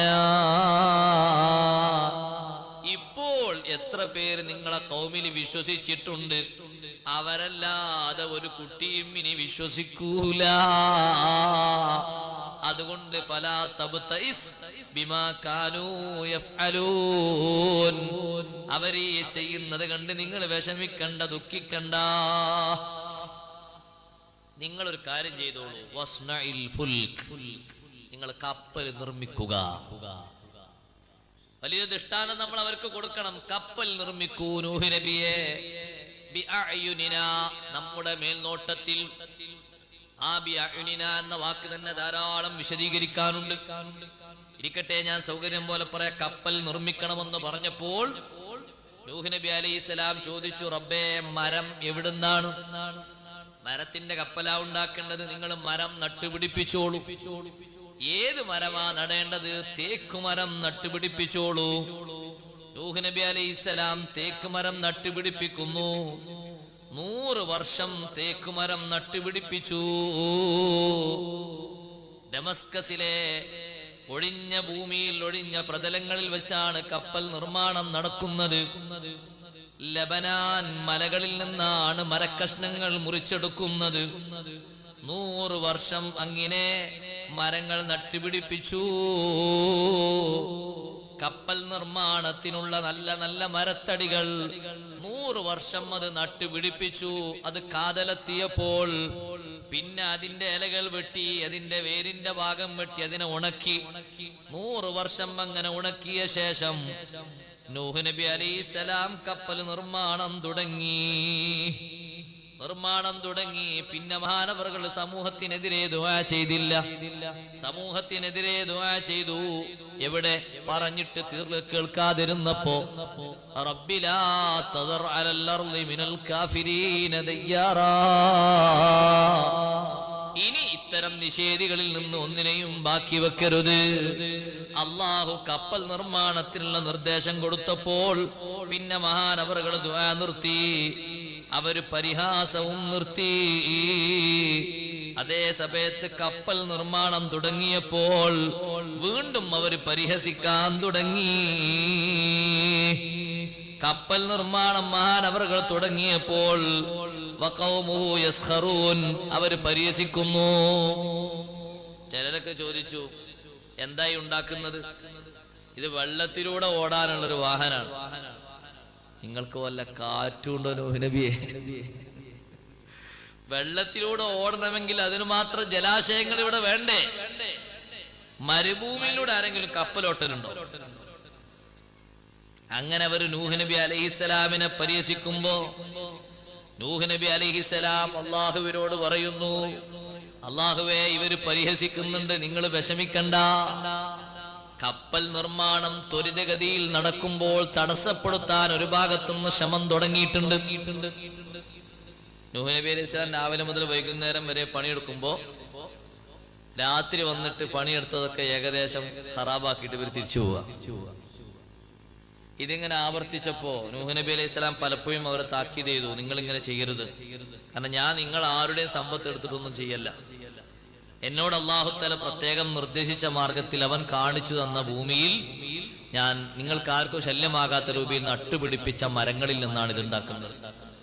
നിങ്ങളുടെ ആരോടും നഷ്ടങ്ങളൊന്നും ചോദിച്ചിട്ടില്ല, ലാഭം ചോദിച്ചില്ല, ഒന്നും ചോദിച്ചിട്ടില്ല. പക്ഷെ പറഞ്ഞവര് കേൾക്കണ്ടേ? അവരെന്നും രാവിലെ മുതൽ വൈകുന്നേരം വരെ എടുത്ത പണി ബാത്തിലാക്കുക. അങ്ങനെ വന്നപ്പോ അല്ലാഹു തആല പറഞ്ഞു, നിങ്ങളൊരു പണി ചെയ്തോളൂ. നിങ്ങൾ രാത്രി ഉറങ്ങുന്ന ചാൻസ് ആണല്ലോ അവർ ഉപയോഗിക്കുന്നത്, അതുകൊണ്ട് കാവലിന് ഒരു നായനെ വെച്ചു. ആദ്യമായി കാവലിന് നായനെ നിർത്തിയ നബി ശൈഖുൽ അംബിയാ നൂഹ് അലൈഹിസ്സലാം. കാവലിന് നായനെ നിർത്താൻ കുഴപ്പമൊന്നുമില്ല. അപ്പൊ കുറെ ആൾക്കാർ റഹ്മത്തിന്റെ മലക്കൾ നായന്റെ കൂട്ടുകാർക്കുണ്ട്, വീട്ടുകല്ലേ, പുറത്ത് നിർത്താൻ അതിന് കുഴപ്പമൊന്നുമില്ല. കാവലിന് അതേ രൂപത്തിൽ മേയ്ക്കാൻ വേണ്ടി ഇപ്പോ പറയാൻ നേരല്ല. ഇബ്രാഹിം നബി അലൈഹിസ്സലാം 400-600 വരുന്ന മൃഗങ്ങളെ മേയ്ക്കാൻ 12 നായകളെയായിരുന്നു പോറ്റിയിരുന്നത്. നായനെ പോറ്റാന്ന് പറയുമ്പോഴേക്കും മടിയിൽ വെച്ച് ചാവലിക്കാന്നല്ല കേട്ടോ, അങ്ങനെ മനസ്സിലാക്കരുത്. അവിടെയാണ് അബദ്ധം. അവരൊക്കെ വീട്ടിൽ കയറിയിട്ട് എല്ലാ ഭാഗത്തും പെർമിറ്റ് കൊടുത്തു എന്നല്ല, അവരെ പോറ്റേണ്ട രീതി ഉണ്ട്, അതിനെ പോറ്റും. അങ്ങനെയാണല്ലോ. ആ 12 നായകൾ ഇബ്രാഹിം നബി അലൈഹിസ്സലാമിന്റെ ആടുകളെയും പശുക്കളെയും ഒക്കെ കൊണ്ടുപോയി രാവിലെ കൊണ്ടുപോയി വൈകുന്നേരം തിരിച്ചുകൊണ്ട്. അങ്ങനെ അതിനെ ആ രൂപത്തിൽ ഇണക്കിയാൽ ഒരു മനുഷ്യനെ കൂലിക്ക് നിർത്തുന്നതിനേക്കാളും വലിയ ഡ്യൂട്ടി അത് ചെയ്യും. അതൊരു ഭാഗത്ത് ഇങ്ങനെ നായ ഇരിക്കും. ഏതെങ്കിലും ജന്തുക്കൾ പിടിക്കാൻ വരുന്നതോടെ ഒരു ചാട്ടാണ്. ആ ചാട്ടം ചാടിയാലെന്നോട് നിൽക്കൂലെന്ന് കണ്ടാൽ ഈ മൃഗത്തെ പതുക്കെ എങ്ങനെയെങ്കിലും എങ്ങോട്ടെങ്കിലും ഒളിപ്പിക്കും, അല്ലെങ്കിൽ കുരച്ച് പിന്നാലെ കഴിവിന്റെ പരമാവധി ഓട്ടിയിട്ട് വേറെക്കെങ്കിലും എത്തിക്കും. അല്ലെങ്കിൽ ഉടമസ്ഥന്റെ ശ്രദ്ധ ക്ഷണിക്കാൻ എന്തെങ്കിലും പണി ചെയ്യും. വൈകുന്നേരമാകുന്ന സമയത്ത് നായക്കറിയാം ഏകദേശം സൂര്യാസ്തമയത്തോടടുക്കുമ്പോഴാണ് വീട്ടിൽ കുടുംബനാഥൻ ഈ മേയ്ക്കുന്ന ഈ ഒട്ടകങ്ങളുടെ ആടുകളുടെ ഒക്കെ ഉടമസ്ഥൻ ഇവരെ കൊണ്ടുപോകാറുള്ളത്. ആ നേരം തന്നെ നോക്കി ഓരോന്നിനെയും മുന്നിൽ പോയി ഇങ്ങനെ കുരക്കാൻ തുടങ്ങും. അപ്പൊ അത് മുന്നോട്ട് നീങ്ങും. കടിക്കൊന്നുമില്ല, നന്നായി പഠിപ്പിച്ചാണ് കടിക്കൊന്നുമില്ല. അതിനുള്ള ഭക്ഷണം കൊടുക്കണം, അതിനെ പട്ടിണി കിട്ടാൻ അല്പം കടിക്കൂട്ടോ, അത് വേറെ വിഷയം. അതിനുള്ളത് കൊടുക്കണം. പിന്നെ അത് ഓരോന്നിന്റെ ബാക്കിൽ വന്ന് കുറച്ച് എല്ലാത്തിനും റൊട്ടിലേക്ക് ആക്കും. എന്നിട്ട് അവരിങ്ങനെ നടക്കുമ്പോ ഏതെങ്കിലും ഒരാട് ബാക്കിയുണ്ടെങ്കിൽ ഇതവിടെ വെയിറ്റ് ചെയ്യും ആ ആട് വരാൻ വേണ്ടി. അതൊക്കെ വളരെ കൃത്യമാണ്. അങ്ങനെ നായനെ കാവലിന് നിർത്തിയത് അറിയാതെ കുറെ ഫുലാമാര് വന്നു കപ്പൽ കേടെടുത്താൻ വേണ്ടി. നായ കുരച്ചൊരൊറ്റ ചാട്ടം ചാടിയപ്പോൾ ബഹുമാനപ്പെട്ട നൂഹ് നബി അലൈഹിസ്സലാം എഴുന്നേറ്റു. അവർക്കറിയാം നൂഹ് നബി എഴുന്നേറ്റാ പിന്നെ തന്ത്രം നടക്കൂല, പിന്നെ കാര്യങ്ങൾ നടക്കും. നൂഹ് നബി അലൈഹിസ്സലാം ഉറങ്ങുകയാണെങ്കിൽ അറിയില്ലെങ്കിൽ നൂഹ് നബി അലൈഹിസ്സലാം എഴുന്നേറ്റ അവർക്കറിയും ഒരു ചെറിയ ദുആയോ അവർക്കൊരു താക്കീതോ കൊടുത്താൽ അവർക്ക് പേടിയാ എന്തെങ്കിലും സംഭവിക്കുന്നു. നൂഹ് നബി അലൈഹിസ്സലാം എഴുന്നേറ്റ് മുന്നോട്ട് നീങ്ങിയപ്പോഴേക്ക് അവർ ഓടി. പിന്നെ അവർ ആ വഴിക്ക് വന്നില്ല. അപ്പോൾ കപ്പൽ നിർമ്മാണം ഇങ്ങനെ സജീവമായിട്ട് നടന്നു. നൂഹ് നബി അലൈഹിസ്സലാം കപ്പൽ നിർമ്മിക്കുന്നു. ആ കപ്പല് നിർമ്മാണം നമ്മുടെ മേൽനോട്ടത്തിലാണ്. നൂഹ് നബി അലൈഹിസ്സലാമിനോട് നിർമ്മിക്കാൻ വേണ്ടി പറഞ്ഞപ്പോൾ മഹാനവറുകൾ പറഞ്ഞു, റബ്ബിമാ അന ബിനജ്ജാരിൻ, ഞാൻ ആശാരി പണിക്കാരനല്ലല്ലോ അല്ലാഹ്. അല്ലാഹു പറഞ്ഞു, ബലാ ഫഇന്ന ദാലിക ബിഐനി, എന്റെ മേൽനോട്ടത്തിലാണ് നിങ്ങൾ പണി തുടങ്ങാനാ പറഞ്ഞു. തുടങ്ങിക്കോളൂ. തുടങ്ങേണ്ട രൂപഭാവങ്ങളൊക്കെ മലക്കുകൾ വന്ന് വിവരിച്ചു കൊടുത്തിട്ടുണ്ട്. എങ്ങനെയാണ് കപ്പലിന്റെ ആകൃതി എന്ന് പ്രത്യേകം പക്ഷികളെ കാണിച്ചു കൊടുത്ത് പഠിപ്പിച്ചിട്ടുണ്ട്. മത്സ്യരൂപത്തിലല്ലേ, മത്സ്യം പോകുന്ന രൂപത്തിലല്ലേ കപ്പലിന്റെ നിർമ്മാണം നടക്കുന്നത്. ഏതൊരു മത്സ്യത്തെയും നിങ്ങൾ വെച്ചു നോക്കൂ, ആ മത്സ്യത്തിന്റെ പള്ളഭാഗം പോലെയാണ്. ഏത് ടൈറ്റാനിയം കപ്പൽ വന്നാലും, വില പിടിച്ച കപ്പൽ വന്നാലും അതിന്റെ അടിഭാഗം ചതുരാംഗത്തിലല്ല, മത്സ്യത്തിന്റെ പള്ള പോലെയാണ് വെള്ളത്തിൽ അതിന്റെ ഭാഗം താഴ്ന്നു നിൽക്കുന്നത്. മുകളിലൂടെ പോകുന്ന മത്സ്യം എത്ര കണ്ട് താഴോട്ടത് അതിന്റെ ഭാഗം നിലനിർത്തുന്നുണ്ട്. ആ രൂപത്തിൽ കപ്പലിന്റെയും ഭാഗം താഴോട്ട് നിൽക്കേണ്ടതുണ്ട്. അപ്പോൾ മുകൾ ഭാഗത്തിനേക്കാൾ താഴോട്ട് അത്രയും ഭാഗം നിന്നെങ്കിലാണ് ഈ കടൽ ഭാഗം കീറി മുന്നോട്ട് പോകാൻ സ്വസ്ഥമായി സ്വതന്ത്രമായി കഴിയുക. അതിനാണ് അല്ലാഹു ജല്ല ജലാലുഹു മത്സ്യത്തിന്റെ മോഡൽ ഇവിടെ കാണിച്ചു കൊടുക്കുന്നത്. നൂഹ് നബി അലൈഹിസ്സലാം സ്വീകരിച്ച് കപ്പലുണ്ടാക്കുന്നു. അതേ, ജനങ്ങളെല്ലാവരും വരുന്നു. നൂഹ് നബി അലൈഹിസ്സലാം അതിന് നല്ല ചാട്ടുളി എടുത്തു. ഫജഅലഹു ബിയദിഹി ഫജഅലത് യദുഹു ലാ തുഖ്തിഉ, അബദ്ധം സംഭവിക്കാതെ ചാട്ടുളി കൊണ്ട് ഓരോ ഭാഗവും ചെത്തിക്കൂർപ്പിച്ച് അങ്ങനെ ഉണ്ടാക്കുന്നു. അപ്പൊ കുറെ ആൾക്കാർ പറഞ്ഞേ, നേരത്തെ ഇപ്പൊ നബിയായി വാദിച്ചിടന്നപ്പോ ലാസ്റ്റ് എത്തിപ്പെട്ടത് ആശാരിയായിട്ടാണെന്നാണ്. പരിഹാസത്തിന്റെ ഒരു സ്വരം. ഹാദല്ലദീ യസ്ഉബു അന്നഹു നബിയ്യുൻ സ്വാറ നജ്ജാറൻ, നബിയാണെന്ന് വാദിച്ചു വന്ന ആൾ ഇപ്പൊ ആശാരിയായിട്ടുണ്ട് എന്ന് പറഞ്ഞു. നല്ല പുതുവ. ജനങ്ങൾ പരിഹസിക്കാൻ തുടങ്ങി. നൂഹ് നബി അലൈഹിസ്സലാം ഈ കപ്പലിന്റെ നിർമ്മാണവുമായി മുന്നോട്ട് പോയി. അല്ലാഹു ജല്ല ജലാലുഹു ആ കപ്പൽ നിർമ്മിക്കേണ്ട കാര്യങ്ങളൊക്കെ പറഞ്ഞു കൊടുത്തു. ഇബ്നു അബ്ബാസ് റളിയല്ലാഹു അൻഹുമ പറയുന്നത്, ആ കപ്പലിന്റെ നീളം 300 ദിറാഇൻ, 300 മുഴമാണ്. അതിന്റെ വീതി 50 മുഴമാണ്. ഹസനുൽ ബസ്രി റളിയല്ലാഹുവിൽ നിന്ന് വന്ന നിവേദനത്തിൽ മാറ്റമുണ്ട്.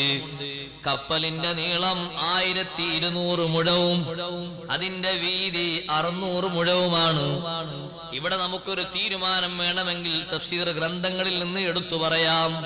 ബഹുമാനപ്പെട്ട റൂഹുല്ലാഹി ഈസാ അലൈഹിസ്സലാമിനോട് അവിടുത്തെ സ്വന്തക്കാരായ ഹവാരിയങ്ങൾ അഥവാ സ്പെഷ്യലിസ്റ്റുകളായ അവിടുത്തെ അനുയായികൾ, ആത്മാർത്ഥതയുള്ള ശിഷ്യന്മാര് ചോദിച്ചു, ഓ ഈസാ നബിയെ, നൂഹ് നബി അലൈഹിസ്സലാമിന്റെ കപ്പലിനെ പറ്റി പറഞ്ഞു തരാൻ അന്ന് കപ്പൽ കണ്ട ഒരാളെ നിങ്ങൾ ഭൂമിയിൽ നിന്ന് എഴുന്നേൽപ്പിച്ചു തരുമോ? നൂഹ് നബി അലൈഹിസ്സലാം മരിച്ചവരെ ഹയാത്താക്കാറുണ്ട്. ആ കപ്പലിനെ പറ്റി പറഞ്ഞുതരാൻ പറ്റുന്ന ആ കപ്പൽ കണ്ട ഒരാളെ എത്ര കാലം കഴിഞ്ഞിട്ടുണ്ട് പറഞ്ഞുതരാൻ പറ്റും? നൂഹ് നബി അലൈഹിസ്സലാമിന്റെ കപ്പൽ കണ്ട ഒരാളെ ഈസാ നബിയോട് ചോദിക്കാൻ ഒരാളെ കിട്ടണം. മഹാനവറുകൾ ആ ജനങ്ങളെയും കൂട്ടിപ്പോയി. വലിയ ഒരു മണൽക്കൂന, ആ മണൽക്കൂനയിൽ നിന്ന് അല്പം മണ്ണെടുത്തു. മണ്ണെടുത്തിട്ട് ചോദിച്ചു, ഈ മണ്ണിൽ ഉള്ളത് ആരാണെന്ന് നിങ്ങൾക്കറിയുമോ? അവര് പറഞ്ഞു, അല്ലാഹു വറസൂലുഹു ആലം. ഹാദാ കഅബുൻ ഹാം ഇബ്നു നൂഹ്. നൂഹ് നബി അലൈഹിസ്സലാമിന്റെ പുത്രൻ ഹാമാണിത്. നൂഹ് നബി അലൈഹിസ്സലാമിൽ ഒരു ഭാര്യയിൽ നിന്ന് 3 മക്കളുണ്ടായിട്ടുണ്ട്. ഹാമ്, സാമു, യാഫിദ്. മറ്റൊരു ഭാര്യയുണ്ട്, അവിശ്വാസിയായ ഭാര്യ. ആ ഭാര്യയിൽ നിന്നൊരു മകനുണ്ടായിട്ടുണ്ട്, അതാണ് കൻആൻ. ഇതിലേക്ക് വരുന്നു. ഇരിക്കട്ടെ, ഇത് ഹാമാണ്, കഅബ് എന്ന് വിളിക്കപ്പെടുന്ന ഹാമാണ്. നൂഹ് നബിന്റെ പുത്രനാണ്. ബഹുമാനപ്പെട്ട ഈസാ നബി അലൈഹിസ്സലാം വടികൊണ്ട് ആ മണൽ കൂനയിൽ ഒന്നിങ്ങനെ അടിച്ചിട്ട് എഴുന്നേൽക്കൂന്ന് പറഞ്ഞപ്പോൾ അതാ തലയിൽ നിന്ന് പൊടിയൊക്കെ തട്ടിയിട്ട് ഒരാളിങ്ങനെ എണീറ്റ് വരുന്നു. വന്നപ്പോൾ അയാൾ നല്ല വയോവൃദ്ധനായിട്ടുണ്ട്. ഈസാ നബി അലൈഹിസ്സലാം ചോദിച്ചു, അഹാകദാ ഹലക്ത, ഇങ്ങനെ വയസ്സെത്തിയിട്ടാണോ നിങ്ങൾ മരിച്ചുപോയത്? അപ്പോൾ പറഞ്ഞു, ലാ, അല്ല അല്ല, ബൽ മിത്തു വഅന ശാബ്, ഞാൻ ചെറുപ്പക്കാരനായിക്കേ മരണപ്പെട്ടു പോയതാണ്. പക്ഷേ ഖിയാമത്ത് നാളായോ എന്നൊരു ബേജാറ് എനിക്ക് പിടികൂടിയപ്പോ എന്റെ ശരീരത്തിന്റെ രൂപഭാവങ്ങൾ മാറിയതാണ്.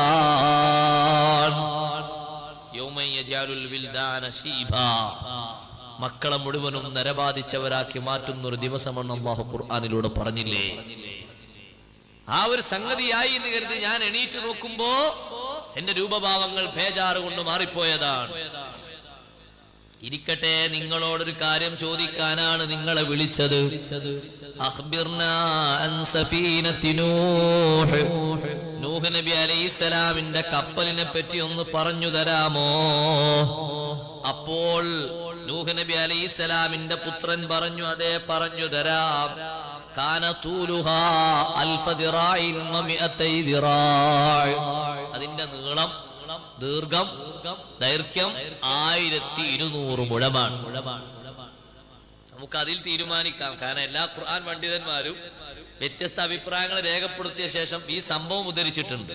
ഹാഫിൽ ഇബ്നു കസീറും ഇസ്മായിൽ ഹഖൽ ബറൂസവിയും അതുപോലെ തന്നെ ഇമാം ഖുർത്തുബി റളിയല്ലാഹു അൻഹും ഇവരൊക്കെ ഈ സംഭവം അതിന്റെ ലാസ്റ്റ് ഭാഗത്ത് ഇത് കൊടുത്തിട്ടുണ്ട്. അപ്പൊ ഒരു ഉപോത്ബലകമായിട്ടാണ് ഈ സംഭവം അവർ ഉദ്ധരിച്ചിട്ടുള്ളത്, ഈസാ നബി അലൈഹിസ്സലാമിന്റെ ഈ ഖിസ്സ. അപ്പോ 1200 മുഴമുണ്ട്. പിന്നെ ചോദിച്ചു, അതിന്റെ വീതി എത്രയാണ്? 600 മുഴമാണ്. 600 മുഴത്തിൽ 1200 നീളത്തിൽ ഒരു കപ്പൽ. ഒന്ന് കൂട്ടിക്കോളൂ, എത്ര ഉണ്ട് എല്ലാവരും ഒന്ന് ചിന്തിച്ചോളൂ. കാരണം ഈ കപ്പലിൽ സാധാരണ മനുഷ്യന്മാര് മാത്രം പോയാ പോരാ, മറ്റു പലരും ഇതിൽ കയറാനുണ്ട്. വകാനത്ത് സലാസ തുബഖാത്തിൻ, 3 തട്ടാണ് കപ്പലിന്. 3 തട്ട്. തുബഖത്തുൻ ഫീഹ ദവാബ്, ഒരു തട്ടിൽ ജീവികളൊക്കെ, ജന്തുക്കളും മറ്റു മൃഗങ്ങളൊക്കെ ഒരു തട്ടിൽ. അല്ലാഹു തആല പറഞ്ഞല്ലോ നൂഹ് നബി അലൈഹിസ്സലാമിനോട്, ഇഹ്മിൽ ഫീഹാ മിൻ കുല്ലിൻ സൗജൈൻ ഇസ്നൈൻ, ഓരോ വിഭാഗത്തിൽപ്പെട്ട 2 ടീമിനെ, അഥവാ ഒരാണിനെയും ഒരു പെണ്ണിനെയും, 2 ഇണകളെ, ഒരാണിനെയും ഒരു പെണ്ണിനെയും, ഓരോ വകുപ്പിൽപ്പെട്ടവരെ കപ്പലിലേക്ക് നിങ്ങൾ കയറ്റിക്കോളൂ. അതിന് അല്ലാഹു ജല്ല ജലാലുഹു ഒരു കാറ്റടിച്ച് വീശി ബഹുമാനപ്പെട്ട നൂഹ് നബി അലൈഹിസ്സലാമിന് അല്ലാഹു സൗകര്യം ചെയ്തു കൊടുത്തു. ആ കാറ്റുകൊണ്ട് കാട്ടിലെ മൃഗങ്ങൾ മുഴുവനും നൂഹ് നബി അലൈഹിസ്സലാമിന്റെ മുന്നിലെത്തി. നൂഹ് നബി അലൈഹിസ്സലാമിന്റെ മുന്നിലെത്തിയപ്പോൾ അവരെ നൂഹ് നബി അലൈഹിസ്സലാം കൈകൊണ്ട്, ഓരോ കൈകൊണ്ട്, വലത്തെ കൈകൊണ്ടും ഇടത്തെ കൈകൊണ്ടും ഇങ്ങനെ അങ്ങോട്ടും ഇങ്ങോട്ടും തട്ടിയപ്പോൾ ആ തട്ടിയതിനനുസരിച്ച് വലത്തെ കൈ ആണിന്റെയും ഇടത്തെ കൈ പെണ്ണിന്റെയും മുകളിൽ പോയി വീണു. അങ്ങനെ അവര് ഓരോ വിഭാഗവും കപ്പലിലേക്ക് അങ്ങനെ കയറിപ്പോയി. ബഹുമാനപ്പെട്ട നൂഹ് നബി അലൈഹിസ്സലാം ആ സമയത്ത് നിങ്ങൾ വരേണ്ടതില്ല എന്ന് പറഞ്ഞ് പിന്തിരിപ്പിച്ച ആളുകളും ആ കൂട്ടത്തിൽ ഉണ്ട്, ചില ജീവികളൊക്കെ. പക്ഷേ മിക്ക ജീവികളെയും അങ്ങനെ കപ്പലിലേക്ക് കയറ്റാൻ നൂഹ് നബി അലൈഹിസ്സലാമിന് അല്ലാഹു തആല നിർദ്ദേശം കൊടുത്തു. ആ നിർദ്ദേശം പാലിച്ച് മഹാനവറുകൾ കയറ്റിയിട്ടുണ്ട്. ഒരു തട്ട് ഫീഹൽ ഇൻസ്, അതിലാണ് മനുഷ്യന്മാരുള്ളത്. മറ്റൊരു തട്ടിൽ ഫീഹ ത്വയ്ർ, പക്ഷികളാണ് മറ്റൊരു തട്ടിലുള്ളത്. സുബ്ഹാന ജല്ല ജലാലുഹു. ആ കപ്പലിൽ കയറാൻ വേണ്ടി പാമ്പും തേളും വന്നു. നൂഹ് നബി അലൈഹിസ്സലാമിന്റെ മുന്നിൽ വന്നപ്പോൾ മഹാനവറുകൾ പറഞ്ഞു, ലാ അഹ്മിലുക്കുമാ, നിങ്ങളെ കയറ്റാൻ പറ്റൂല, ലിഅന്നകുമാ സബബുൽ ളററി വൽ ബലാ, നിങ്ങൾ കേട്ടിയ വലിയ പരീക്ഷണവും വലിയ ബുദ്ധിമുട്ടും ഉണ്ടാവും, അതുകൊണ്ട് നിങ്ങൾ കയറേണ്ടതില്ല, നിങ്ങൾ പോയിക്കോളൂ. നിങ്ങൾക്ക് അപ്പൊ അവർ രണ്ടുപേരും പറഞ്ഞു, ഞങ്ങൾ നിങ്ങൾക്ക് ജാമ്യം നിൽക്കാം, ഞങ്ങൾ ആരെയും ബുദ്ധിമുട്ടാക്കൂല, ആരെയും വിഷമപ്പെടുത്തൂല. നൂഹ് നബി അലൈഹിസ്സലാമിനോട് അവർ ജാമ്യം നിന്നതുകൊണ്ട് മഹാന്മാരായ പണ്ഡിതന്മാർ പറഞ്ഞു, പാമ്പിന്റെയും തേളിന്റെയും ശല്യം പേടിക്കുന്നവര് അവിടെ ഓതിയാൽ മതി, സലാമുൻ അലാ നൂഹിൻ ഫിൽ ആലമീൻ എന്നോതി. എന്നാൽ അതിന്റെ ശല്യം ഉണ്ടാവൂല, വിഷം പോലും ഏൽക്കൂല. സലാമുൻ അലാ നൂഹിൻ ഫിൽ ആലമീൻ, അത് വലിയൊരു മാർഗമാണ്. ബഹുമാനപ്പെട്ട റസൂലുള്ളാഹി സ്വല്ലല്ലാഹു അലൈഹി വസല്ലം തങ്ങളും അത് സംബന്ധമായി ഒരു ഹദീസിൽ തങ്ങൾ പഠിപ്പിച്ചിട്ടുണ്ട്. നൂഹ് നബി അലൈഹിസ്സലാമിന്റെ മേൽ സ്വലാത്തും സലാമും ചൊല്ലിയാൽ ലം തൽദഖു അഖറബു തിൽക്കൽ ലൈല, ആ രാത്രിയിലെ തേള് വന്ന് കടിക്കൂലാനാ. കാരണം നൂഹ് നബി അലൈഹിസ്സലാമിനോട് അവർ രണ്ടുപേരുമാണ് ജാമ്യം നിന്നത്. പക്ഷേ നൂഹ് നബി അലൈഹിസ്സലാം അവരോട് നിങ്ങൾ കയറണ്ടെന്ന് പറഞ്ഞപ്പോൾ അവരങ്ങനെ ജാമ്യം നിന്നു. എങ്കിലും നൂഹ് നബി അലൈഹിസ്സലാം ജാമ്യപ്രകാരം അവരെ കയറ്റി. ആ കപ്പലിൽ തന്നെയാണ് ഭക്ഷ്യവസ്തുക്കളും, അതുപോലെ തന്നെ അതിൽ തന്നെയാണ് ബഹുമാനപ്പെട്ട ആദം നബി അലൈഹിസ്സലാമിന്റെ ശരീരം. നടുവിലായിട്ട് മുഅ്തരിളം ബൈനൽ റിജാലി വന്നിസാ കപ്പലിൽ കയറ്റിയിട്ടുണ്ട്. കപ്പൽ പുറപ്പെടുന്നതിന്റെ മുമ്പ് നൂഹ് നബി അലൈഹിസ്സലാം കൊടുത്ത നിർദ്ദേശപ്രകാരം ആദം നബി അലൈഹിസ്സലാത്തു വസ്സലാം നേരത്തെ വസിയത്ത് ചെയ്ത വസിയത്ത് പാലിച്ചുകൊണ്ട് മഹാനവറുകളുടെ ശരീരം പുരുഷന്മാരുടെയും സ്ത്രീകളുടെയും ഇടയിൽ ഇങ്ങനെ വിലങ്ങനെ വെച്ചിട്ടുണ്ട്. പിന്നെ ബൈത്തുൽ മഖ്ദിസിൽ കൊണ്ടുപോയി ബഹുമാനപ്പെട്ട ആദം നബി അലൈഹിസ്സലാത്തു വസ്സലാമിനെ മറവ് ചെയ്തിട്ടുണ്ട് എന്ന് മഹാന്മാർ പഠിപ്പിക്കുന്നു. ഇരിക്കട്ടെ, ആ ബൈത്തുൽ മഖ്ദിസിൽ ആദം നബി അലൈഹിസ്സലാത്തു വസ്സലാമിനെ മറവ് ചെയ്ത സംഭവം ഉദ്ധരിച്ചുകൊണ്ട് ആ കപ്പൽ ഈ രൂപത്തിൽ നിർമ്മിച്ചു എന്ന് പറഞ്ഞപ്പോൾ ബഹുമാനപ്പെട്ട ഈസാ നബി അലൈഹിസ്സലാമിനോട് ഈ വിവരം കൊടുക്കുന്നത് നൂഹ് നബി അലൈഹിസ്സലാമിന്റെ മകനാണ്.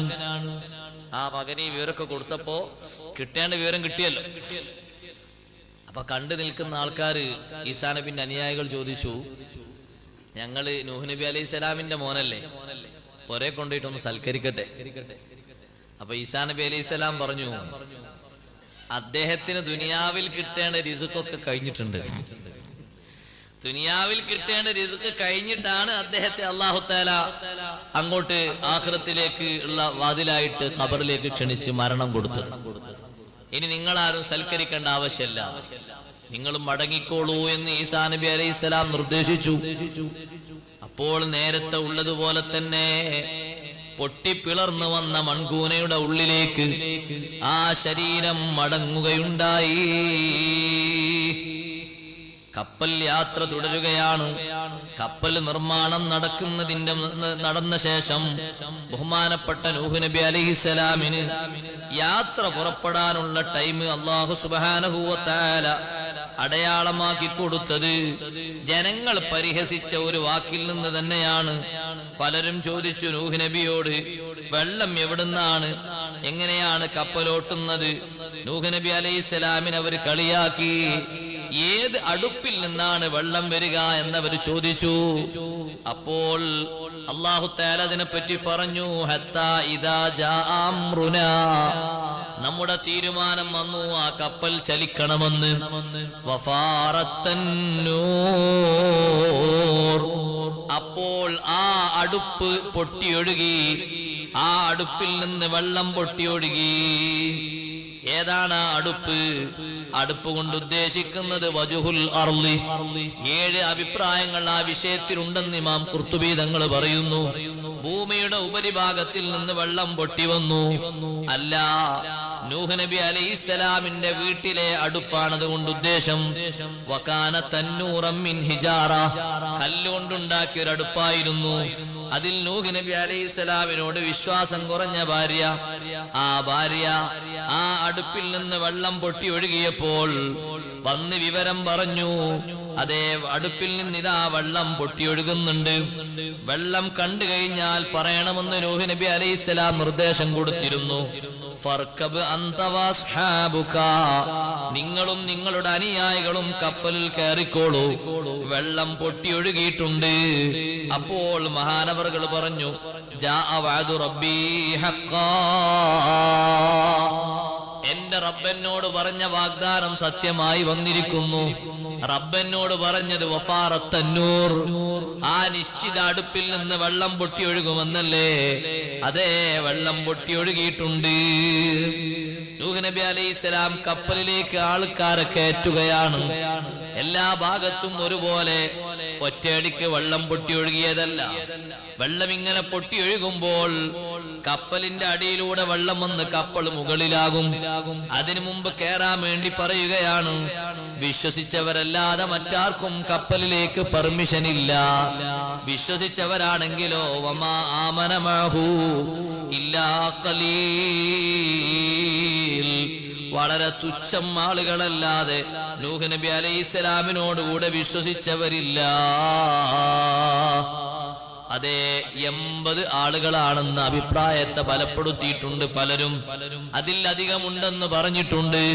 നൂഹ് നബി അലൈഹിസ്സലാമിന്റെ മക്കളും അവരുടെ ഭാര്യമാരും അതേപോലെ തന്നെ മറ്റു വിശ്വാസികളും ഉണ്ട്. 40 പുരുഷന്മാരും 40 സ്ത്രീകളുമാണെന്ന അഭിപ്രായവും പറഞ്ഞിട്ടുണ്ട്. 80 എന്നതിനെ ബലപ്പെടുത്തുന്ന അഭിപ്രായമാണ്. കപ്പൽ പോയി അവസാനിച്ചിടത്ത് മദീനത്തു സമാനീൻ, 80ന്റെ നഗരം എന്ന പേരുള്ള ഒരു ഖറിയയുണ്ട്, ഒരു ഗ്രാമമുണ്ട്. ഇന്നും അതിന് മദീനത്തു സമാനീൻ എന്ന് വിളിക്കപ്പെടുന്നുണ്ട്. ഇരിക്കട്ടെ, ആ ഗ്രാമത്തിലുള്ള ആ പേരിനെ ആസ്പദമാക്കി അവിടെ കപ്പലിറങ്ങിയ ആളുകൾ 80 ആളുകളായതുകൊണ്ട് ആ 80 എന്നതാണ് ശരി എന്ന് പണ്ഡിതന്മാരിൽ ചില അഭിപ്രായപ്പെടുന്നുണ്ട്. കപ്പൽ യാത്ര തുടരുകയാണ്. ഇർകബൂ ഫീഹാ, കപ്പലിൽ നിങ്ങൾ കയറിക്കോളൂ. ബിസ്മില്ലാഹി മജ്രിഹാ വമുർസാഹാ, അല്ലാഹുവിന്റെ നാമത്തിൽ കപ്പൽ പ്രയാണം ആരംഭിക്കുകയാണ്. കപ്പലിന്റെ സഞ്ചാരം, അതിന്റെ നങ്കൂരമിടൽ എല്ലാം അള്ളാഹുവിന്റെ മേൽവിലാസത്തിലാണ്. കപ്പൽ പുറപ്പെടുന്നു. ഇന്ന റബ്ബി ലഗഫൂറുർ റഹീം, എന്റെ രക്ഷിതാവ് കൂടുതൽ പൊറുക്കുന്നവനും കരുണാവാരിധിയുമാണ്. കപ്പലങ്ങനെ പുറപ്പെട്ടു. നൂഹ് നബി അലൈഹിസ്സലാം കപ്പലിൽ കയറുന്നത് റജബ് മാസം 10-നാണ്. ആ കപ്പലങ്ങനെ തുടങ്ങുമ്പോൾ തന്നെ, യാത്ര തുടങ്ങുമ്പോൾ തന്നെ മഹാനവർകൾ നോമ്പ് നോൽക്കാൻ കൂടെയുള്ളവരോട്, കഴിയുന്നവരോടൊക്കെ പറഞ്ഞിട്ടുണ്ട്. വെള്ളത്തിലൂടെയാണല്ലോ കപ്പൽ സഞ്ചരിക്കുന്നത്. സുബ്ഹാന ജല്ല ജലാലുഹു, ആ കപ്പൽ യാത്രയിൽ ഒരു തകരാറും വരരുത്. അതുകൊണ്ട് കപ്പൽ യാത്ര ചെയ്യുന്ന ആളുകളോട് ബഹുമാനപ്പെട്ട ഹബീബ് റസൂലുള്ളാഹി സ്വല്ലല്ലാഹു അലൈഹി വസല്ലം തങ്ങൾ പറഞ്ഞിട്ടുണ്ട്. നൂഹ് നബി അലൈഹിസ്സലാം കപ്പലിൽ കയറിയപ്പോൾ ചൊല്ലിയ വാചകങ്ങൾ ചൊല്ലേണ്ടതുണ്ട്. അത് അമാനുല്ലി ഉമ്മത്തി മിനൽ ഗർഖി, എന്റെ സമുദായം മുങ്ങി നശിക്കാതിരിക്കാൻ വലിയൊരു അഭയമാണ്. അവർ കപ്പലിൽ കയറിയാൽ ബിസ്മില്ലാഹിർ റഹ്മാനിർ റഹീം, വമാ ഖദറുല്ലാഹ ഹഖ ഖദരിഹി വൽ അർളു ജമീഅൻ ഖബലതുഹു യൗമൽ ഖിയാമത്തി വസ്സമാവാതു മത്വിയാതുൻ ബിയമീനിഹി സുബ്ഹാനഹു വതആല അമ്മാ യുശ്രികൂൻ ബിസ്മില്ലാഹി മജ്രിഹാ വമുർസാഹാ ഇന്ന റബ്ബി ലഗഫൂറുർ റഹീം. കപ്പലിൽ ചൊല്ലേണ്ട ദിക്റൊക്കെ പഠിച്ചു വെക്കുന്നത് നല്ലതാണ്. കുറച്ചുകൂടി കാലം കഴിഞ്ഞാൽ ഞാൻ ഹജ്ജിന് കപ്പലിലാ പോണ്ടിരുന്നാ പറയുന്നത്. അപ്പോ ഇനി ദിക്റൊന്നും കിട്ടാതൊക്കെ അത് എൻ്റെ ഉമ്മത്തിന് കപ്പൽ മുങ്ങാതിരിക്കാൻ വലിയ അഭയമാണെന്ന് ഹബീബ് സല്ലല്ലാഹു അലൈഹി വസല്ലം പഠിപ്പിച്ചിട്ടുണ്ട്. കപ്പൽ അങ്ങനെ നീങ്ങി കുറച്ചങ്ങോട്ട് പോകുമ്പോ കപ്പൽ പോയ കാലാവധിയൊക്കെ പറയാം. കപ്പൽ ഇങ്ങനെ യാത്ര തുടങ്ങി കുറച്ച് ദിവസം കഴിഞ്ഞപ്പോ കപ്പലിൽ കാഷ്ടങ്ങൾ അധികരിക്കാൻ തുടങ്ങി, വിസർജ്യ വസ്തുക്കൾ. കാരണം എല്ലാ ജന്തുജാലങ്ങളും ഉള്ളതല്ലേ കപ്പലിൽ. അത് അധികരിച്ചപ്പോ അല്ലാഹു തആല നൂഹ് നബി അലൈഹി സ്വലാമിനോട് പറഞ്ഞു, അതിലേറ്റവും കപ്പലിന് ഭാരം തൂങ്ങുന്നത് ആനയുടെ വിസർജനം കൊണ്ടാണ്. കാരണം ആന വിസർജിച്ചാൽ അത് കുറച്ചൊന്നല്ലല്ലോ ഉണ്ടാകുക. അപ്പൊ ആനയുടെ വാല് പിടിച്ചിട്ട് ഒന്ന് ഞെക്കാൻ വേണ്ടി പറഞ്ഞു അല്ലാഹു തആല. അപ്പൊ അതിൽ നിന്ന് 2 ജീവികൾ പുറത്തേക്ക് വന്നു. അത് ആൺപന്നിയും പെൺപന്നിയുമാണ്. അപ്പൊ പിന്നെ അവിടെ കാഷ്ടങ്ങൾ പിന്നെ കൂടുതൽ കാണൂല. കാരണം അവിടെ ഉള്ളതൊക്കെ കുറെയൊക്കെ ഓല് അവര് റെഡിയാക്കും. അതാണല്ലോ നമ്മുടെ നാട്, നഗരങ്ങളൊക്കെ കുറെയൊക്കെ ക്ലീൻ ആക്കുന്ന ഡ്യൂട്ടി ഏറ്റെടുക്കുന്ന അവരാ. അവർക്ക് നിങ്ങൾ ഒരു നല്ല വെള്ളം വെച്ചു കൊടുത്ത് നോക്കിയാൽ അവർ കുടിക്കൂല. അവർക്ക് ഇങ്ങനെ എവിടെങ്കിലുമൊക്കെ ഉണ്ടെങ്കിൽ അതിലേക്ക് പ്രത്യേകം തലയിട്ട് അതിൽ നിന്ന് ഇങ്ങനെ ഊറ്റി കുടിച്ച് അവിടെ നിന്ന് ക്ലീൻ ചെയ്യും. നഗരത്തിലെയും പരിസരങ്ങളെയും പല ക്ലീനിങ്ങുകളും അവർ നടത്തുന്നുണ്ട്. ആ കപ്പലിൽ ഖനം തൂങ്ങുന്ന വിസർജ്യ വസ്തുക്കൾ ഇവര് ഭക്ഷിക്കാൻ തുടങ്ങി. അപ്പൊ അവര് പല ഭാഗത്തും ഇങ്ങനെ നിന്നപ്പോ അവരിൽ നിന്ന് പിന്നീട് ആ കപ്പലിന്റെ പല ഭാഗത്തും ആണലിയും പെണ്ണലിയും പുറപ്പെട്ടു. അവരിൽ നിന്ന് പിന്നീട് അങ്ങനെ ആണലിയും പെണ്ണലിയും ഉണ്ടായി. ബഹുമാനപ്പെട്ട നൂഹ് നബി അലൈഹിസ്സലാം പേടിച്ചു. കാരണം കപ്പലിന്റെ പല ഭാഗങ്ങളും ഇവര് തുറന്ന് ഓട്ടയാക്കുമോ, കയറൊക്കെ പൊട്ടിക്കുമോ, ചില ഭാഗങ്ങളിലുള്ള പലകകളൊക്കെ ഇവര് മാന്തി തുറക്കുമോ. അല്ലാഹു സുബ്ഹാനഹു വ തആല പറഞ്ഞു, പേടിക്കണ്ട നൂഹ് നബിയെ, അവിടെയുള്ള സിംഹത്തിന്റെ നെറ്റിത്തടവും ഒന്ന് തടവി കൊടുക്കണം. സിംഹത്തിന്റെ നെറ്റിയൊന്ന് ഇങ്ങനെ തടവി കൊടുക്കാൻ പറഞ്ഞു. നെറ്റി തടവിയപ്പോൾ അതിൽ നിന്ന് ഏറ്റവും നല്ല രൂപഭംഗിയുള്ള നല്ല ഉയരമുള്ള പൂച്ചകൾ പുറത്തു വന്നു. അത് എലികൾക്കുള്ള പ്രതിരോധമാണ്. അപ്പൊ ഒന്നൊന്നിന് ഭക്ഷണമായി തീർന്ന പ്രശ്നമല്ല. പന്നികളിൽ നിന്നാണ്, പന്നിയുടെ വിസർജ്യ വസ്തുക്കളിൽ നിന്നാണ് എലികൾ ഉണ്ടാകുന്നത്. അങ്ങനെ ആ എലികളെ പ്രതിരോധിക്കാൻ സിംഹത്തിന്റെ നെറ്റിത്തടം തടവിയപ്പോൾ പിന്നെ നല്ല 1-ാം നമ്പർ പൂച്ച വന്നപ്പോ പിന്നെ ഒരു ഭാഗത്ത് ഇവര് ഒതുങ്ങി നിന്നു. അങ്ങനെ സിംഹത്തെ കപ്പലിൽ കയറ്റാൻ വേണ്ടി പറഞ്ഞപ്പോൾ നൂഹ് നബി അലൈഹിസ്സലാം ചോദിച്ചിട്ടുണ്ട്, അല്ലാഹുവേ, ഭക്ഷണം കൊടുത്താൽ തികയാത്തൊരു സാധനമാണ് സിംഹം. അത് സസ്യബുക്കല്ല, മാംസബുക്കാണ്. അപ്പൊ ഓരോ ടൈമിലും മൂപ്പത്തിരിക്ക് ഓരോരുത്തരെ കാഴ്ച വെക്കേണ്ടി വരും. 2-ാം തട്ടിലുള്ള ജീവികളൊക്കെ തീർന്നാ പിന്നെ മനുഷ്യന്മാരിൽ നിന്ന് ഓരോരുത്തർ കൊടുക്കാന്ന് പറഞ്ഞാൽ അത് വലിയ വിഷയമാണല്ലോ. അപ്പൊ അല്ലാഹുവേ, മിൻ ഐന മത്അമുഹു, എവിടുന്നാണ് അതിന്റെ ഭക്ഷണം? ഈ സിംഹത്തിന് ഭക്ഷണം വേണ്ടേ? ആനയെ പോലെയല്ല. ആനകൾക്ക് കൊടുക്കാൻ പറ്റിയ ഒരുപാട് ഇലകളും മറ്റും പലതും ഉണ്ട്, അതൊക്കെ കൊടുക്കാൻ പറ്റും. അല്ല, മനുഷ്യൻ ഭക്ഷിക്കുന്ന 1-ാം നമ്പർ അരി, ഗോതമ്പ്, ഇതൊക്കെ വേവിച്ചു കൊടുത്താൽ അതും തിന്നും. അത് വലിയൊരു പ്രശ്നമുള്ള സംഗതിയല്ല. നല്ല ചോറ്, പക്ഷെ കുറച്ച് ചോറ് 1 കിലോ ഒന്നും പോരാ, അത് കുറച്ചൊക്കെ അധികം വേണം. നമ്മളെ കല്യാണത്തിലൊക്കെ ആ വലിയ ചെമ്പിൽ ഒന്നായിട്ട് എങ്ങനെ വെച്ചു കൊടുത്താല് അത് ഒരു 2 മിനിറ്റ് കൊണ്ട് ഇങ്ങനെ ഒന്നാണ് കാലിയാക്കും. അതങ്ങനെ അത്രത്തോളം വെച്ചു കൊടുക്കണം. അതിന് ചോളം ഗോതമ്പ് ഒക്കെ ഉണ്ടല്ലോ കപ്പലിൽ. കപ്പലിങ്ങനെ സജീവമായി നീങ്ങല്ലേ. പക്ഷേ ഈ സിംഹത്തിന് എന്ത് ചെയ്യും? അതിനങ്ങനെ കൊടുത്താൽ പറ്റൂലല്ലോ, ഭക്ഷിക്കൂല്ല. അല്ലാഹു തആല പറഞ്ഞു, നിങ്ങൾ പേടിക്കണ്ട, സൗഫ അശ്ഗലുഹു, ഞാൻ അതിനൊരു പണി കൊടുക്കാം. സിംഹത്തിന് ഞാനൊരു പണി കൊടുക്കാം. എന്താ പണി? ഫഅഖദതുഹുൽ ഹുമ്മാ, അതിന് അല്ലാഹു പനിപ്പിച്ചവിടെ കിടത്തി. ആ കപ്പൽ ഓടി തീരുന്നത് വരെ മൂപ്പർക്ക് പനിയാണ്.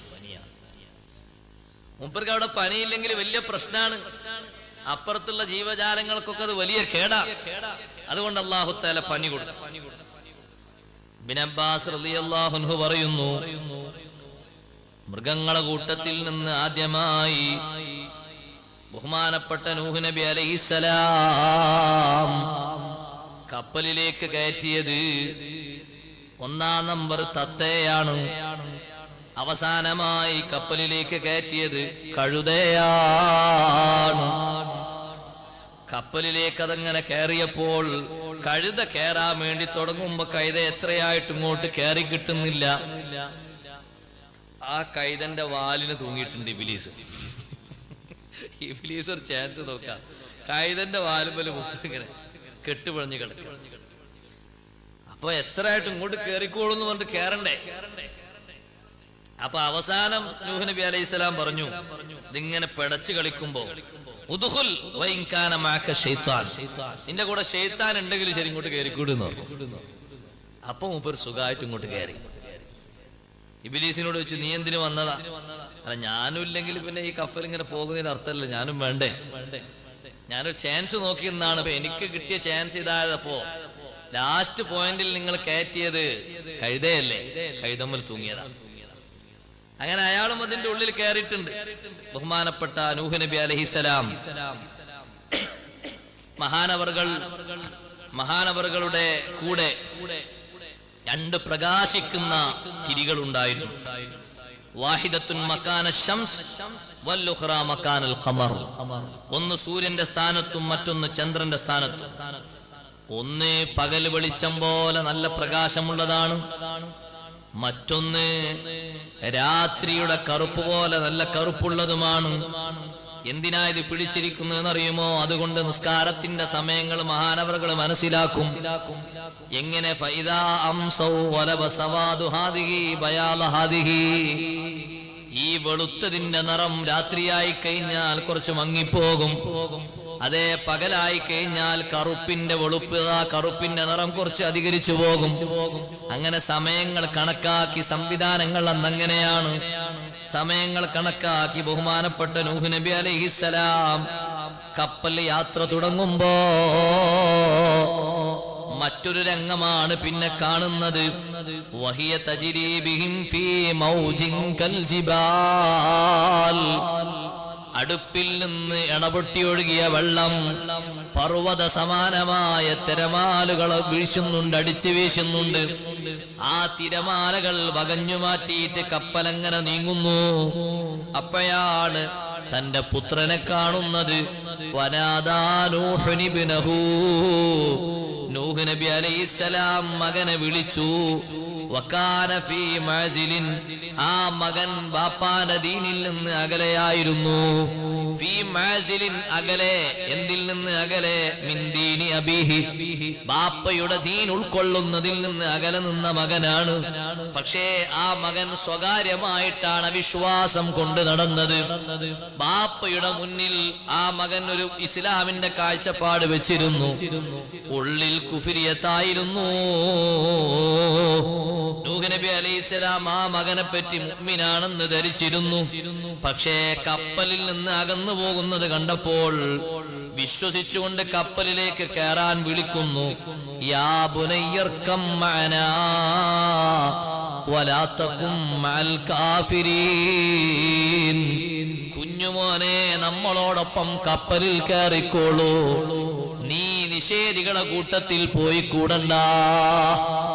മകൻ ഇങ്ങനെ നീന്തിപ്പോകാൻ. അപ്പോൾ മകൻ പറഞ്ഞു, സആവി ഇലാ ജബലിൻ യസിമുനി മിനൽ മാ.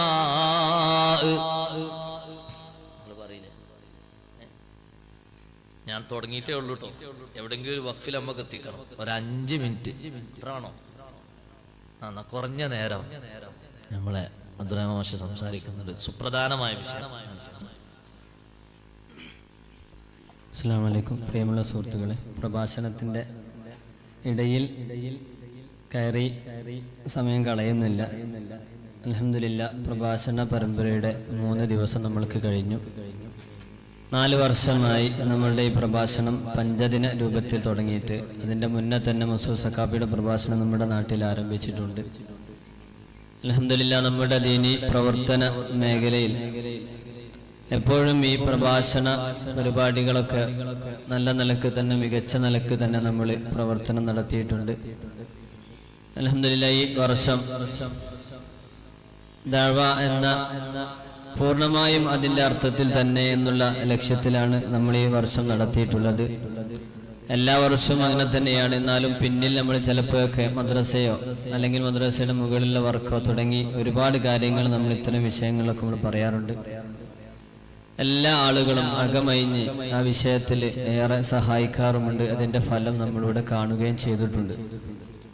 കഴിഞ്ഞ റമദാൻ മാസത്തിൽ നമ്മുടെ ഈ നാട്ടിലെ ഓരോ പുരോഗതിയിലും നമ്മുടെ നാട്ടിലെ ഓരോ ആളുകളുടെയും ഉള്ളതിൽ നിന്നുള്ള വരുമാനത്തിൽ നിന്ന് നമ്മൾ നൽകിയത് പ്രകാരം കിട്ടുന്ന ആ ചെറിയ സംഖ്യ കൊണ്ടും വലിയ സംഖ്യ കൊണ്ടുമൊക്കെ നമ്മൾ ഇത്തരം വലിയ പദ്ധതികളൊക്കെ പൂർത്തീകരിക്കാൻ സാധിച്ചു.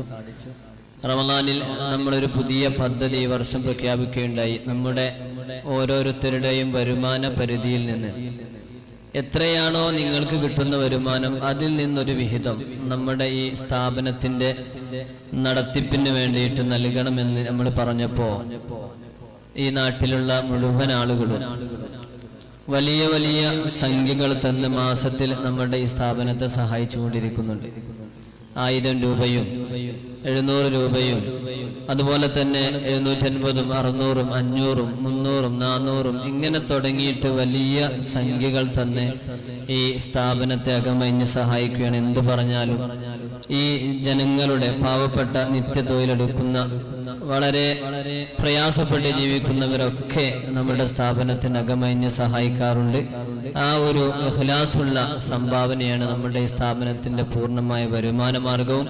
മറ്റൊരു നിലക്കുമുള്ള വരുമാനമില്ല എന്ന് നമുക്കൊക്കെ അറിയാം. അതുകൊണ്ട് ഇഖ്ലാസുള്ള ആ ഒരു സംഭാവന കൊണ്ട് ഈ വർഷം നമ്മുടെ സ്ഥാപനത്തിന്റെ ചെലവ് വളരെ വലിയ രൂപത്തിൽ തന്നെ കൂടിയിട്ടുണ്ട്. നമുക്കൊക്കെ അറിയാം, ഏകദേശം 50,000 രൂപയുടെ മുകളിൽ ഈ സ്ഥാപനത്തിന് പ്രതിമാസം ചെലവ് വരുന്നത് മുഴുവൻ തരുന്നത് ഈ നാട്ടിലുള്ള പ്രവർത്തകരാണ്.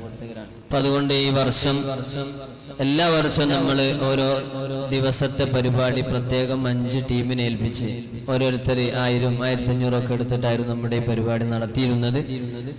ഈ വർഷം കഴിഞ്ഞ വർഷങ്ങളിൽ മുൻ വർഷങ്ങളിലുമൊക്കെയുള്ള പ്രഭാഷണ പരമ്പരയുടെ വിലയിരുത്തൽ പ്രകാരം അങ്ങനെ ഒരു നിർബന്ധിത പിരിവ് ഈ വർഷം നമ്മൾക്ക് എടുക്കേണ്ട എന്നും ഓരോ ആളുകളും അവനവന്റെ ആഖിറം ലക്ഷ്യം വെച്ചുകൊണ്ട് ഇന്ന് അല്ലെങ്കിൽ നാളെ നമ്മളൊക്കെ മരിക്കുമെന്ന ആ ഒരു ബേജാറോടെ മരിച്ചു കഴിഞ്ഞാൽ നമുക്കുള്ള ആ ഖബർ ജീവിതത്തിൽ നമുക്കിതൊക്കെ വലിയ മുതൽക്കൂട്ടാവണം. അത് ആരും പറഞ്ഞിട്ട് ചെയ്യുന്ന രൂപത്തിലാവുകയും ചെയ്യരുത്. ഞാൻ നാളെ മരിച്ചാൽ എൻ്റെ ഖബർ, എൻ്റെ മയ്യത്ത് ഖബറിൽ എത്തിക്കഴിഞ്ഞാൽ ആ ഇരുട്ടറയിൽ ഞാൻ ഈ കൊടുക്കുന്ന സ്വതക്കകൾ അതെനിക്ക് വെളിച്ചമാവണമെന്ന ഒറ്റ ലക്ഷ്യം മാത്രം വെച്ചുകൊണ്ട് നിങ്ങൾ ഓരോരുത്തരും എല്ലാ വർഷവും നിങ്ങൾക്ക് കവർ തരാറുണ്ട്. ഈ വർഷം ഇൻഷാ അല്ലാഹ് നിങ്ങൾക്ക് ഈ കവർ തരും. ഇതൊരു ചെറിയ കവറാക്കി നിങ്ങൾ നൽകരുത്. നാളെ വിജയിക്കണമെന്ന് മാത്രം മനസ്സിൽ കരുതിയിട്ട് അതായിരിക്കണം നമ്മുടെ ആദ്യത്തെ കരുതൽ. അതിന് വേണ്ടിയിട്ടാണ് നമ്മുടെ ഈ പരിപാടികളും കാര്യങ്ങളും ഒക്കെ ഉള്ളത്. അതിൽ നിന്ന് നിങ്ങൾ എത്ര തന്നാലും, ഇനി നിങ്ങൾ 10 ലക്ഷം തന്നാലും 5 ലക്ഷം തന്നാലും 1 ലക്ഷം തന്നാലും 2 ലക്ഷം തന്നാലും 3 ലക്ഷം തന്നാലും എത്ര ഇതിൽ കിട്ടിയാലും ഈ നാടിന് അതൊക്കെ ആവശ്യമുണ്ട്. അതുകൊണ്ട് തന്നെ നിങ്ങൾ നിങ്ങളുടെ വരുമാനത്തിനനുസരിച്ച് നിങ്ങൾക്ക് കൊടുക്കാൻ കഴിയുന്നതിൽ നിന്ന് ഏറ്റവും വലിയ സംഖ്യയാക്കിയിട്ട് നിങ്ങൾ ഈ സംഭാവന കൊടുക്കണം. കവറ് കേവലം ഒരു കവറാക്കി നിങ്ങൾ എടുക്കുകയും ചെയ്യരുത്. നാളെ ഖബറിൽ കടക്കുമ്പോൾ അവിടെ വെച്ചിട്ട് നമ്മൾക്ക് വേണ്ടിയിട്ട് നമ്മൾ തന്നെ ഉണ്ടാക്കി വെക്കുക. ആ ഒരു ലക്ഷ്യം മാത്രം മനസ്സിൽ കരുതിയിട്ട് നിങ്ങൾ ഇതിൽ വെക്കണം. പിന്നെ നമ്മൾക്ക് ദുനിയവിയായ കാര്യങ്ങളിൽ ഒരുപാട് മുറാദുകളുണ്ട്. വളരെ പ്രയാസം സാമ്പത്തികമായിട്ട് ഈ വർഷം ഈ ഒരുപാട് കാലത്തിന് ശേഷം നമ്മുടെ നോട്ട് നിരോധനം അതുപോലെ തന്നെ GST ഒക്കെ തുടങ്ങിയിട്ട് വന്ന സമയത്തുള്ള സാമ്പത്തിക പ്രതിസന്ധി നമ്മൾക്കൊക്കെ അറിയാം. പ്രതിസന്ധി ഘട്ടത്തിൽ കൊടുക്കുന്ന സംഭാവനക്ക് വലിയ വിജയം ഉണ്ടാവും. അപ്പൊ അതുകൊണ്ട് നമ്മൾ ആ പ്രതിസന്ധികളൊക്കെ തീരണം. എല്ലാ പ്രയാസങ്ങളും നമുക്ക് തീരണം. ഇതിനേക്കാളും വലിയൊരു പ്രയാസം നമ്മുടെ മുമ്പിലൂടെ പോകുന്നുണ്ട്. അല്ലാഹു തആല നമുക്ക് അതിനൊക്കെ സലാമത്ത് തരും, യാതൊരു സംശയമില്ല. നമ്മളൊരു നിലക്കും അതിൽ കൊടുങ്ങൂല എന്നുള്ള ആ ഒരു ഉറച്ച വിശ്വാസത്തിൽ ഇങ്ങനെ നിങ്ങൾക്ക് ആവശ്യമായ പ്രത്യേകമുള്ള ദുനിയവിയായ കാര്യങ്ങളൊക്കെ ലക്ഷ്യം വെച്ച് ഈ കവറിൽ നിങ്ങൾ നാളെ വരുമ്പോൾ നല്ല സംഭാവനകൾ കൊണ്ടുവരണമെന്ന് പ്രത്യേകം ഞങ്ങൾ ഓർമ്മപ്പെടുത്തുകയാണ്. അപ്പം അതുകൊണ്ട് കവറ് തന്നവര് അത് വലിയ ഉത്തരവാദിത്തം എന്നുള്ള നിലക്ക് നിങ്ങൾ അത് തിരിച്ച് തരുകയും വേണമെന്ന് പ്രത്യേകം ഓർമ്മപ്പെടുത്തുകയാണ്. ദുആ ചെയ്യാനുള്ളതൊക്കെ ഇൻഷാ അല്ലാഹ് സമാപന ദിവസം ഞായറാഴ്ച നമ്മുടെ സ്വലാത്ത് വാർഷികവും കൂടിയാണ്. കഴിഞ്ഞ വർഷം പോലെയുള്ളതുപോലെ നമ്മൾ പ്രത്യേകം ആളുകളെ ഒന്നും ക്ഷണിക്കാത്തത് കൊണ്ട് മാസത്തിൽ നടക്കുന്നത് പോലെ ദിക്റുകളൊക്കെ ചൊല്ലി സ്വലാത്തും ബദരിയൊക്കെ കഴിഞ്ഞ് വളരെ നല്ലൊരു ആത്മീയ മജ്ലിസോടുകൂടി നമുക്ക് ദുആ ചെയ്യണം. ഈ പ്രഭാഷണ പരമ്പര കഴിയുന്നതോടുകൂടി എല്ലാ പ്രയാസങ്ങളും നമ്മളിൽ നിന്ന് നീങ്ങിക്കിട്ടും. അങ്ങനെ തന്നെ നമ്മൾ ഇതിന് തുടങ്ങിയത്. ഈ പരിപാടിയുടെ വിജയം നമ്മുടെ നാടിന്റെ മുഴുവൻ വിജയമാണ്, എല്ലാ പ്രയാസങ്ങൾക്കും അതിന് പരിഹാരമാണ് എന്ന് ഉറപ്പിച്ചിട്ടാണ് ഞങ്ങൾ ഈ വിഷയത്തിൽ ഇറങ്ങിയതുകൊണ്ട് നിങ്ങൾ ആരും ആ വിഷയത്തിൽ അമാന്തം കാണിക്കുന്ന പ്രത്യേകം ഓർമ്മപ്പെടുത്തുകയാണ്. അതിന്റെ പ്രത്യേകത എന്നുള്ള നിലക്കാണ് ഈ വർഷം മേശ പോലും നമ്മൾ ഇവിടെ വെച്ചിട്ടില്ല. അപ്പൊ അതുകൊണ്ട് നിങ്ങൾ ഇതിനെ കണ്ടറിഞ്ഞിട്ട് എൻ്റെ വക എൻ്റെ നിർബന്ധിതമാണ് എന്നുള്ള നിലക്ക് നിങ്ങളൊക്കെ സഹായിക്കണമെന്ന് മാത്രം ഓർമ്മപ്പെടുത്തുന്നു. ഉസ്താദ് പ്രത്യേകം ദുആ ചെയ്യും. എല്ലാ നിലക്കുള്ള ദുആ ഉസ്താദും അതുപോലെ തന്നെ സമാപന ദിവസത്തിലും ചെയ്യുമെന്ന് പ്രത്യേകം ഓർമ്മപ്പെടുത്തി നിർത്തുന്നു. അസ്സലാമു അലൈക്കും.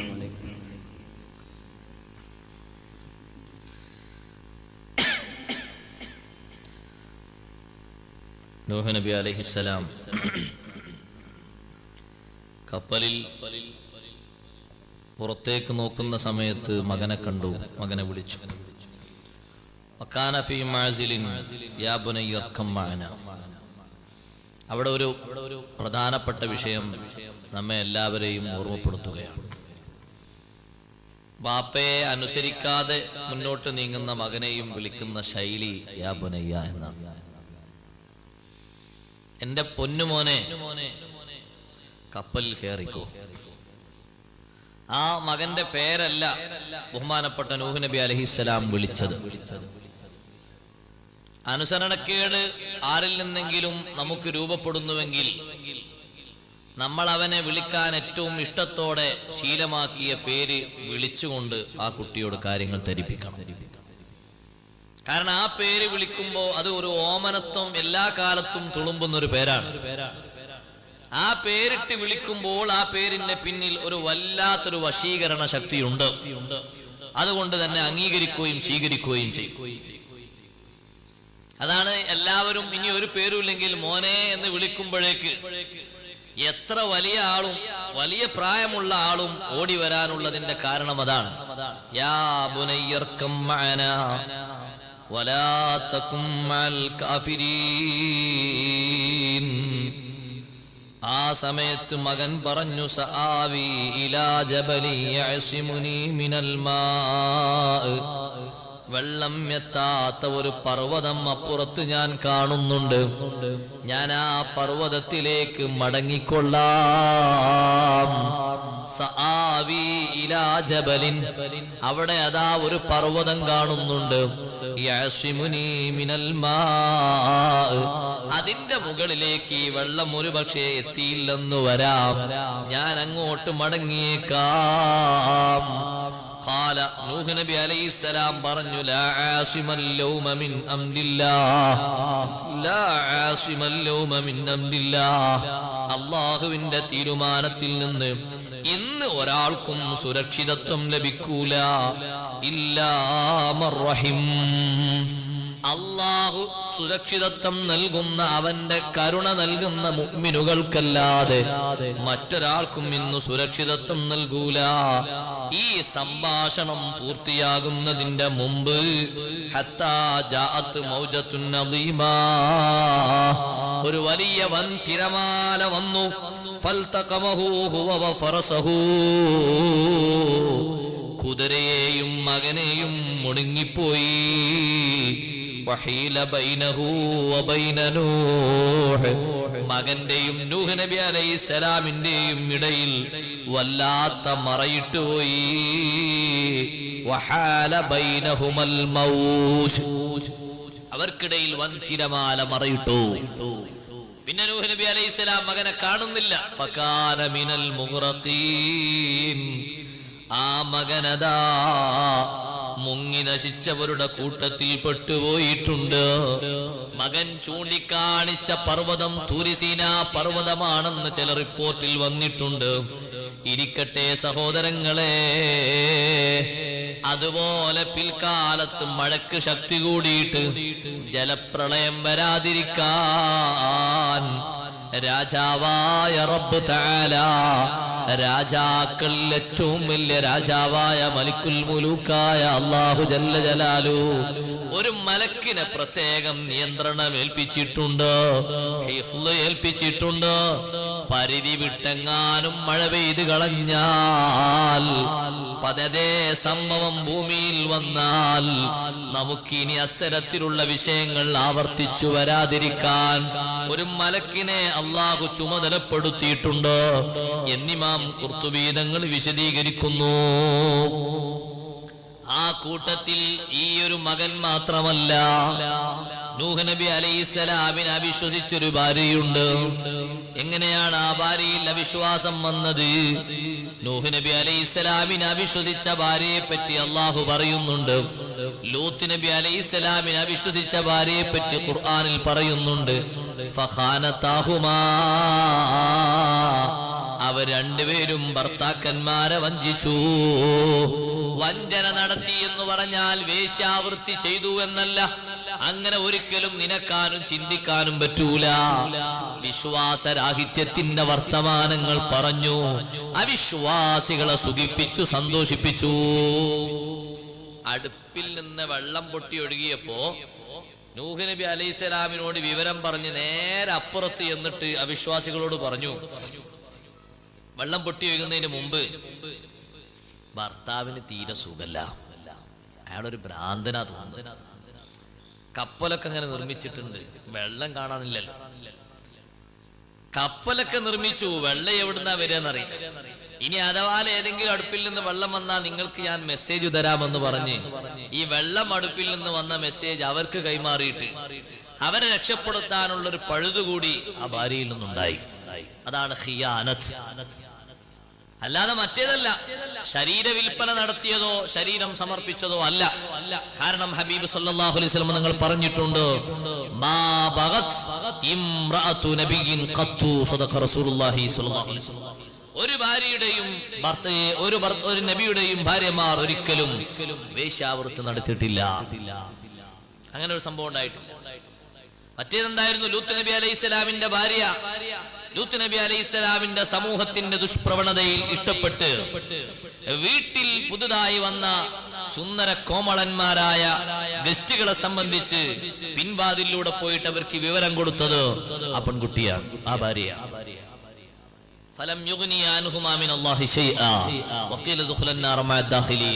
അള്ളാഹുവിന്റെ തീരുമാനത്തിൽ നിന്ന് ഒന്നും തന്നെ എതിർക്കാനോ രക്ഷപ്പെടാനോ അവർക്ക് വഴിയുണ്ടായിരുന്നില്ല. അവരോട് നരകത്തിലേക്ക് പ്രവേശിക്കാനാണ് അള്ളാഹുവിന്റെ തീരുമാനം വന്നത്. ഇരിക്കട്ടെ, കപ്പലങ്ങനെ നീങ്ങി വെള്ളം അധികരിച്ച് വന്നപ്പോൾ നിങ്ങൾ നോക്കത് വല്ലാത്ത ഒരു തൂഫാനാണ്. അല്ലാഹു ആ തൂഫാനിന്റെ ശിക്ഷ നൽകിയത് ചെറിയൊരു ശിക്ഷയൊന്നുമല്ല. റജബ് 10 നൂഹ് നബി അലൈഹിസ്സലാം കപ്പൽ യാത്ര തുടങ്ങിയത് മറക്കരുത്. കപ്പൽ യാത്ര ചെന്ന് അവസാനിക്കുന്നത് 6 മാസം ഇങ്ങോട്ട് കൂട്ടിയിട്ട് മുഹറം 10 അന്നാണ്. റജബ്, ശഅബാൻ, റമളാൻ, ശവ്വാൽ, ദുൽഖഅദ, ദുൽഹിജ്ജ, മുഹറം 6 മാസം കഴിഞ്ഞ് 6-ാം മാസം കറക്റ്റ് മുഹറം 10 കപ്പൽ ചെന്ന് നങ്കൂരമിടുന്നത്. അതുവരെ നടക്കുന്ന ഈ വെള്ളം ലോകത്തിന്റെ എല്ലാ ഭാഗങ്ങളിലും ആ വെള്ളം എത്തിയിട്ടുണ്ട്. വെള്ളം അധികരിച്ചു വന്നപ്പോ വഴിയോരത്ത് നിൽക്കുന്ന ഒരു ഉമ്മ തന്റെ കുട്ടിയുടെ മേൽ ഈ വെള്ളം പൊക്കം എത്തിയിട്ട് വെള്ളപ്പൊക്കത്തിൽ കുട്ടി മരിച്ചു പോകുമോ എന്ന് ചിന്തിച്ചിട്ടുണ്ട്. വകാനത്തു ഹിബ്ബുഹു ഹുബ്ബൻ ശദീദാ, ആ മാതാവ് ആ കുട്ടിയെ അമിതമായി പ്രേമിച്ചിരുന്നു, ഇഷ്ടപ്പെട്ടിരുന്നു. ഫഖറജത് ബിഹി ഇലൽ ജബലി, നൂഹ് നബിയെ വിശ്വസിക്കാതെ കുട്ടിയെയും പിടിച്ച് മലമുകളിലേക്ക് പുറപ്പെട്ടു. ഹത്താ ബലഗതു സുലുസഹു, ആ മലയുടെ 1/3 ഭാഗത്ത് വെള്ളമെത്തി. ഫലമ്മാ ബലഗൽ മാ, വെള്ളം ആ മലയുടെ മുകളിൽ എത്തിയപ്പോൾ ആ പെണ്ണ് അവിടെ നിന്നും പുറപ്പെട്ടു. പുറപ്പെട്ടിട്ടും രക്ഷയില്ല. വെള്ളം ഇങ്ങനെ പൊങ്ങി പൊങ്ങി വരികയാണ്. അവസാനം വെള്ളം പൊന്തി പൊന്തി വന്ന് ആ പെണ്ണിന്റെ കുട്ടിയെ പിടിച്ച കൈയിന്റെ ഭാഗത്തേക്ക് വെള്ളമെത്തിയപ്പോ പിന്നെ അങ്ങോട്ട് മുകളിലേക്ക് പൊങ്ങാനോ നടക്കാനോ പറ്റുന്നില്ല. ആ പിഞ്ചു പൈതലിനെയും മാതാവിനെയും വെള്ളം കവർന്നെടുത്തുപോയി. ഈ സംഭവത്തെ പറ്റി ലോകത്തിന്റെ നേതാവ് മുഹമ്മദുർ റസൂലുള്ളാഹി സ്വല്ലല്ലാഹു അലൈഹി വസല്ലമ തങ്ങൾ പറഞ്ഞിട്ടുണ്ട്, ഫലൗ റഹിമല്ലാഹു മിൻഹും അഹദാ ലറഹിമ ഉമ്മസ്സബിയ്യി. ആ വിഭാഗത്തിൽ ആർക്കെങ്കിലും അല്ലാഹു കാരുണ്യം നൽകുമായിരുന്നെങ്കിൽ ഈ കുട്ടിയുടെ ഉമ്മാക്ക് അല്ലാഹു കരുണ ചെയ്യുമായിരുന്നു. അത്രയും ആ കുട്ടിയെ നെഞ്ചോട് ചേർത്ത് പിടിച്ചിട്ടുണ്ട്. പക്ഷേ മാതാവിന്റെ അവിശ്വാസം കാരണം കുട്ടിയും അതിൽ പെട്ടുപോയി. അങ്ങനെയാ സംഭവിച്ചത്. കുട്ടിയോട് അള്ളാഹുവിന് ദയാവായ്പില്ലാത്തത് കൊണ്ടോ റഹ്മത്തില്ലാത്തത് കൊണ്ടോ അല്ല. ആ കുട്ടിയെ നെഞ്ചോട് ചേർത്ത് പിടിച്ചിരിക്കുന്ന മാതാവ് അവിശ്വാസിനിയാണ്. അവിശ്വാസിനിയായ ഉമ്മ അവിശ്വാസികൾ ഒറ്റൊന്നും ബാക്കി വെക്കാത്ത തരത്തിൽ വെള്ളം അവരെ കവർന്നെടുത്തു. വസ്തവത്ത് അലൽ ജൂദിഹി. അപ്പോഴേക്ക് അള്ളാഹുവിന്റെ തീരുമാനം വന്നു. അള്ളാഹു ജല്ല ജലാലുഹു ഭൂമിയോട് പറഞ്ഞു, യാ അർളു ബലഈ മാഅക്. ഭൂമി, നീ പുറത്തേക്ക് പുറന്തള്ളിയ വെള്ളം ഒന്ന് അകത്തേക്ക് വിഴുങ്ങിക്കളയണം. വയാ സമാഉ അഖ്ലിഈ. ആകാശമേ, നീ പുറപ്പെടുവിക്കുന്ന മഴയൊന്ന് നിർത്തണം. അങ്ങനെ ഒരു കൽപ്പന വന്നു. ഈ രംഗം നമുക്ക് ശരിക്ക് ബോധ്യപ്പെടും. ദ്വീപിൽ പോയിട്ട് ബോട്ടിൽ കപ്പൽ കയറാൻ വേണ്ടി ബോട്ടിൽ ഇങ്ങനെ സഞ്ചരിക്കുമ്പോ മേൽഭാഗത്തു നിന്ന് മഴ പെയ്താൽ ശരിക്കത് ബോധ്യപ്പെടും. ആ കുറച്ച് ദൂരം പോണം കപ്പൽ കയറാൻ. ഈ നാട്ടിലുള്ള അടുത്ത ദ്വീപിലേക്ക് പോകണമെങ്കിൽ മേലെന്ന് മഴ പെയ്ത ബോട്ടിന്റെ ഉള്ളിലേക്കാണ്. താഴെയും വെള്ളം, മുകളിലും വെള്ളം. അപ്പൊ വരുന്ന ഇസ്തിഗ്ഫാറിനൊക്കെ നല്ല ചൂടും ചുക്കാന്തി ഉണ്ടാവും. എങ്ങനെയാ? വെള്ളത്തിലൂടെ ഇങ്ങനെ ഓടുമ്പോ ലെവല് മാറിപ്പോയിട്ടുണ്ടെങ്കിൽ അപ്പൊ പിന്നെ പറയുന്ന വാക്കൊക്കെ നല്ല ഉറച്ച വാക്കായിരിക്കും. അതുകൊണ്ടല്ലേ അബൂജഹലിന്റെ മകൻ ഇക്രിമ അഷ്റഫുൽ ഖൽഖ് സല്ലല്ലാഹു അലൈഹി വസല്ലം നിങ്ങൾ മക്കയിൽ വരുമ്പോ പേടിച്ചുകൊണ്ട് ഓടുക. കപ്പൽ കയറി യമനിലേക്ക് പോകാൻ വേണ്ടി നടുക്കടലിലെത്തിയ നേരത്ത് കപ്പിത്താൻ പറഞ്ഞു, എന്നെ നിയന്ത്രണങ്ങളൊക്കെ വിട്ടിട്ടുണ്ട്, നിങ്ങൾക്ക് എന്തെങ്കിലും പറയാനുണ്ടെങ്കിൽ പറഞ്ഞോളൂ. ആ സമയത്ത് അബൂജഹലിന്റെ പുത്രൻ ഇക്രിമ പറഞ്ഞു, അല്ലാഹുവേ, എന്നെ ഈ ആഴക്കടലിൽ നിന്ന് ഒന്നും സംഭവിക്കാതെ രക്ഷപ്പെടുത്തി തന്നാൽ സത്യം ചെയ്തു പറയട്ടെ, ഞാൻ മദീനയിലെത്തി നിന്റെ ഹബീബായ മുഹമ്മദ് നബി സല്ലല്ലാഹു അലൈഹി വസല്ലം തങ്ങളെ കയ്യിൽ എന്റെ കൈ കൊടുക്കുമല്ലാഹ്. ഖുർആൻ പറഞ്ഞില്ലേ, ഫലമ്മാ നജ്ജാഹും മിനൽ ബർരി ഫമിൻഹും മുഖ്തസിദ്.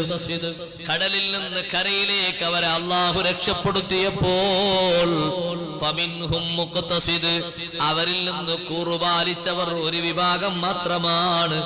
എല്ലാവർക്കും ആ നന്ദി ബോധമുണ്ടായില്ല. ഒരു വിഭാഗം ആളുകൾ കൂറുപാലിച്ചു. അത് അബൂജഹലിന്റെ പുത്രൻ ഇക്രിമയെ പറ്റിയാണ്. ഇക്രിമയെ ക്ഷണിക്കാൻ വേണ്ടി ഭർത്ത ഭാര്യയായ അസ്മാ റളിയല്ലാഹു അൻഹ ചെല്ലുമ്പോ യമനിലെ നഗരത്തിൽ ഇക്രിമ ഇങ്ങനെ നടക്കുകയാ. അസ്മാ റളിയല്ലാഹു അൻഹ നേരത്തെ നബി തങ്ങളെ കൊണ്ട് വിശ്വസിച്ചിട്ടുണ്ട്. അസ്മാ ബീവി പോയിട്ട് തന്റെ ഭർത്താവായി നിൽക്കുന്ന ഇക്രിമയെ തൊട്ടിട്ട് പറഞ്ഞു, എന്റെ കൂടെ മദീനയിലേക്ക് വരണം.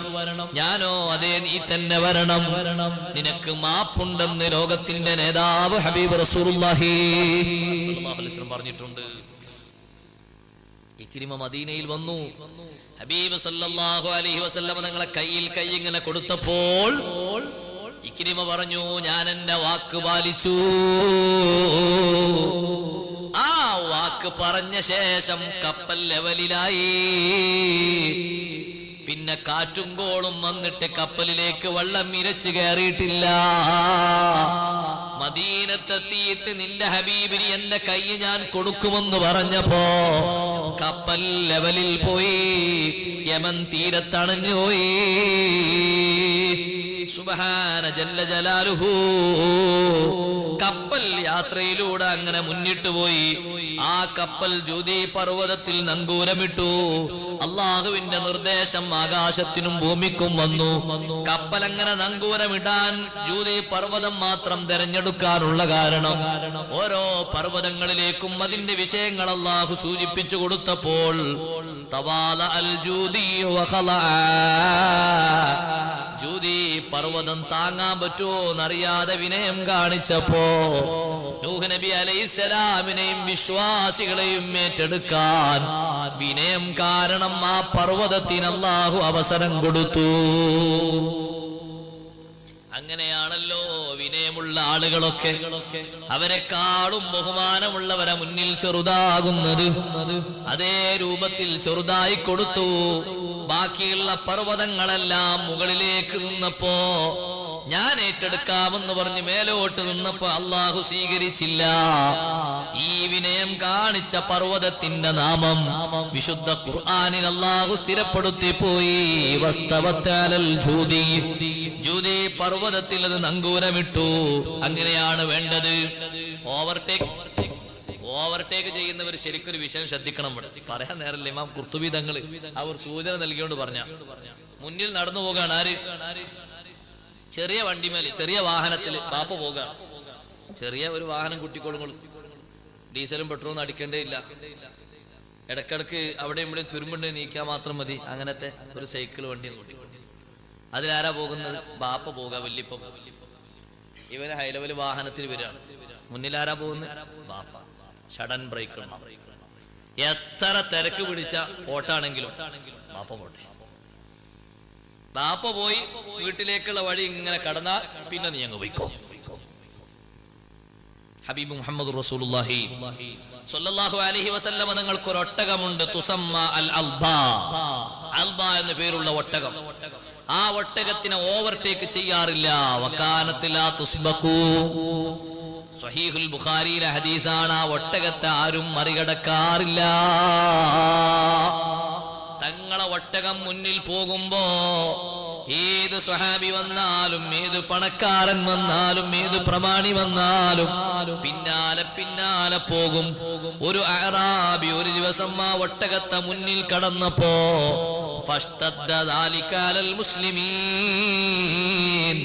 സ്വഹാബത്തിനത് പ്രതിസന്ധിയായി തോന്നി. അവർക്ക് വല്ലാത്ത പ്രയാസം വന്നു. അവരൊക്കെ പറഞ്ഞു, സുബിഖത്തിൽ അൽബാ. അൽബായിനെ മറികടന്ന് നബിതങ്ങളെ ഒട്ടകത്തെ ഓവർടേക്ക് ചെയ്തു. അല്ലാഹുവിന്റെ ഹബീബിന്റെ ഒട്ടകത്തെ ഇതുവരെ ആരും ഓവർടേക്ക് ചെയ്തിട്ടില്ലല്ലോ. ആരാണ് ആ ഓവർടേക്ക് ചെയ്തത്? അത് പറഞ്ഞപ്പോൾ നബി സല്ലല്ലാഹു അലൈഹി വസല്ലം തങ്ങൾ പറഞ്ഞു, ഇന്ന ഹഖ്ഖൻ അലല്ലാഹി അല്ലാ യർഫഅ ശൈഅൻ മിനദ് ദുനിയാ ഇല്ലാ വളഅഹു. ദുനിയാവിൽ നിന്ന് മേന്മ നടിച്ചിട്ടാണോ ആ സഞ്ചാരം നടത്തിയത്? എന്നാൽ വെക്കേണ്ടിടത്ത് അല്ലാഹു അതിനെ താഴ്ത്തി വെക്കും. അത് അല്ലാഹുവിന് ഹഖാകുന്നു. അതുകൊണ്ട് പ്രായമുള്ളവരെ പരിഗണിക്കുക, ഗുരുനാഥന്മാരെ പരിഗണിക്കുക, അയൽപക്കത്തുള്ള അയൽവാസികളിൽ മുതിർന്നവരെ പരിഗണിക്കുക, ദുർബല വിഭാഗത്തെ പരിഗണിക്കുക. അത് എല്ലാ സ്ഥലത്തും പരിഗണന വേണം. കൈകുഞ്ഞുമായി ബസ്സിലേക്ക് കയറുന്നത് ആണാകട്ടെ പെണ്ണാകട്ടെ, സീറ്റ് ഒഴിഞ്ഞു കൊടുത്തിട്ട് അവർക്ക് സ്ഥാനം കൊടുക്കണം. നമ്മളെ കയ്യിലൊന്നുമില്ല. നമ്മളെ കയ്യിൽ പക്ഷേ ഈ ഒരു ഉപകരണം, മൊബൈൽ മാത്രമേ. അവര് കുട്ടിയെ പിടിച്ചാ വന്നത്.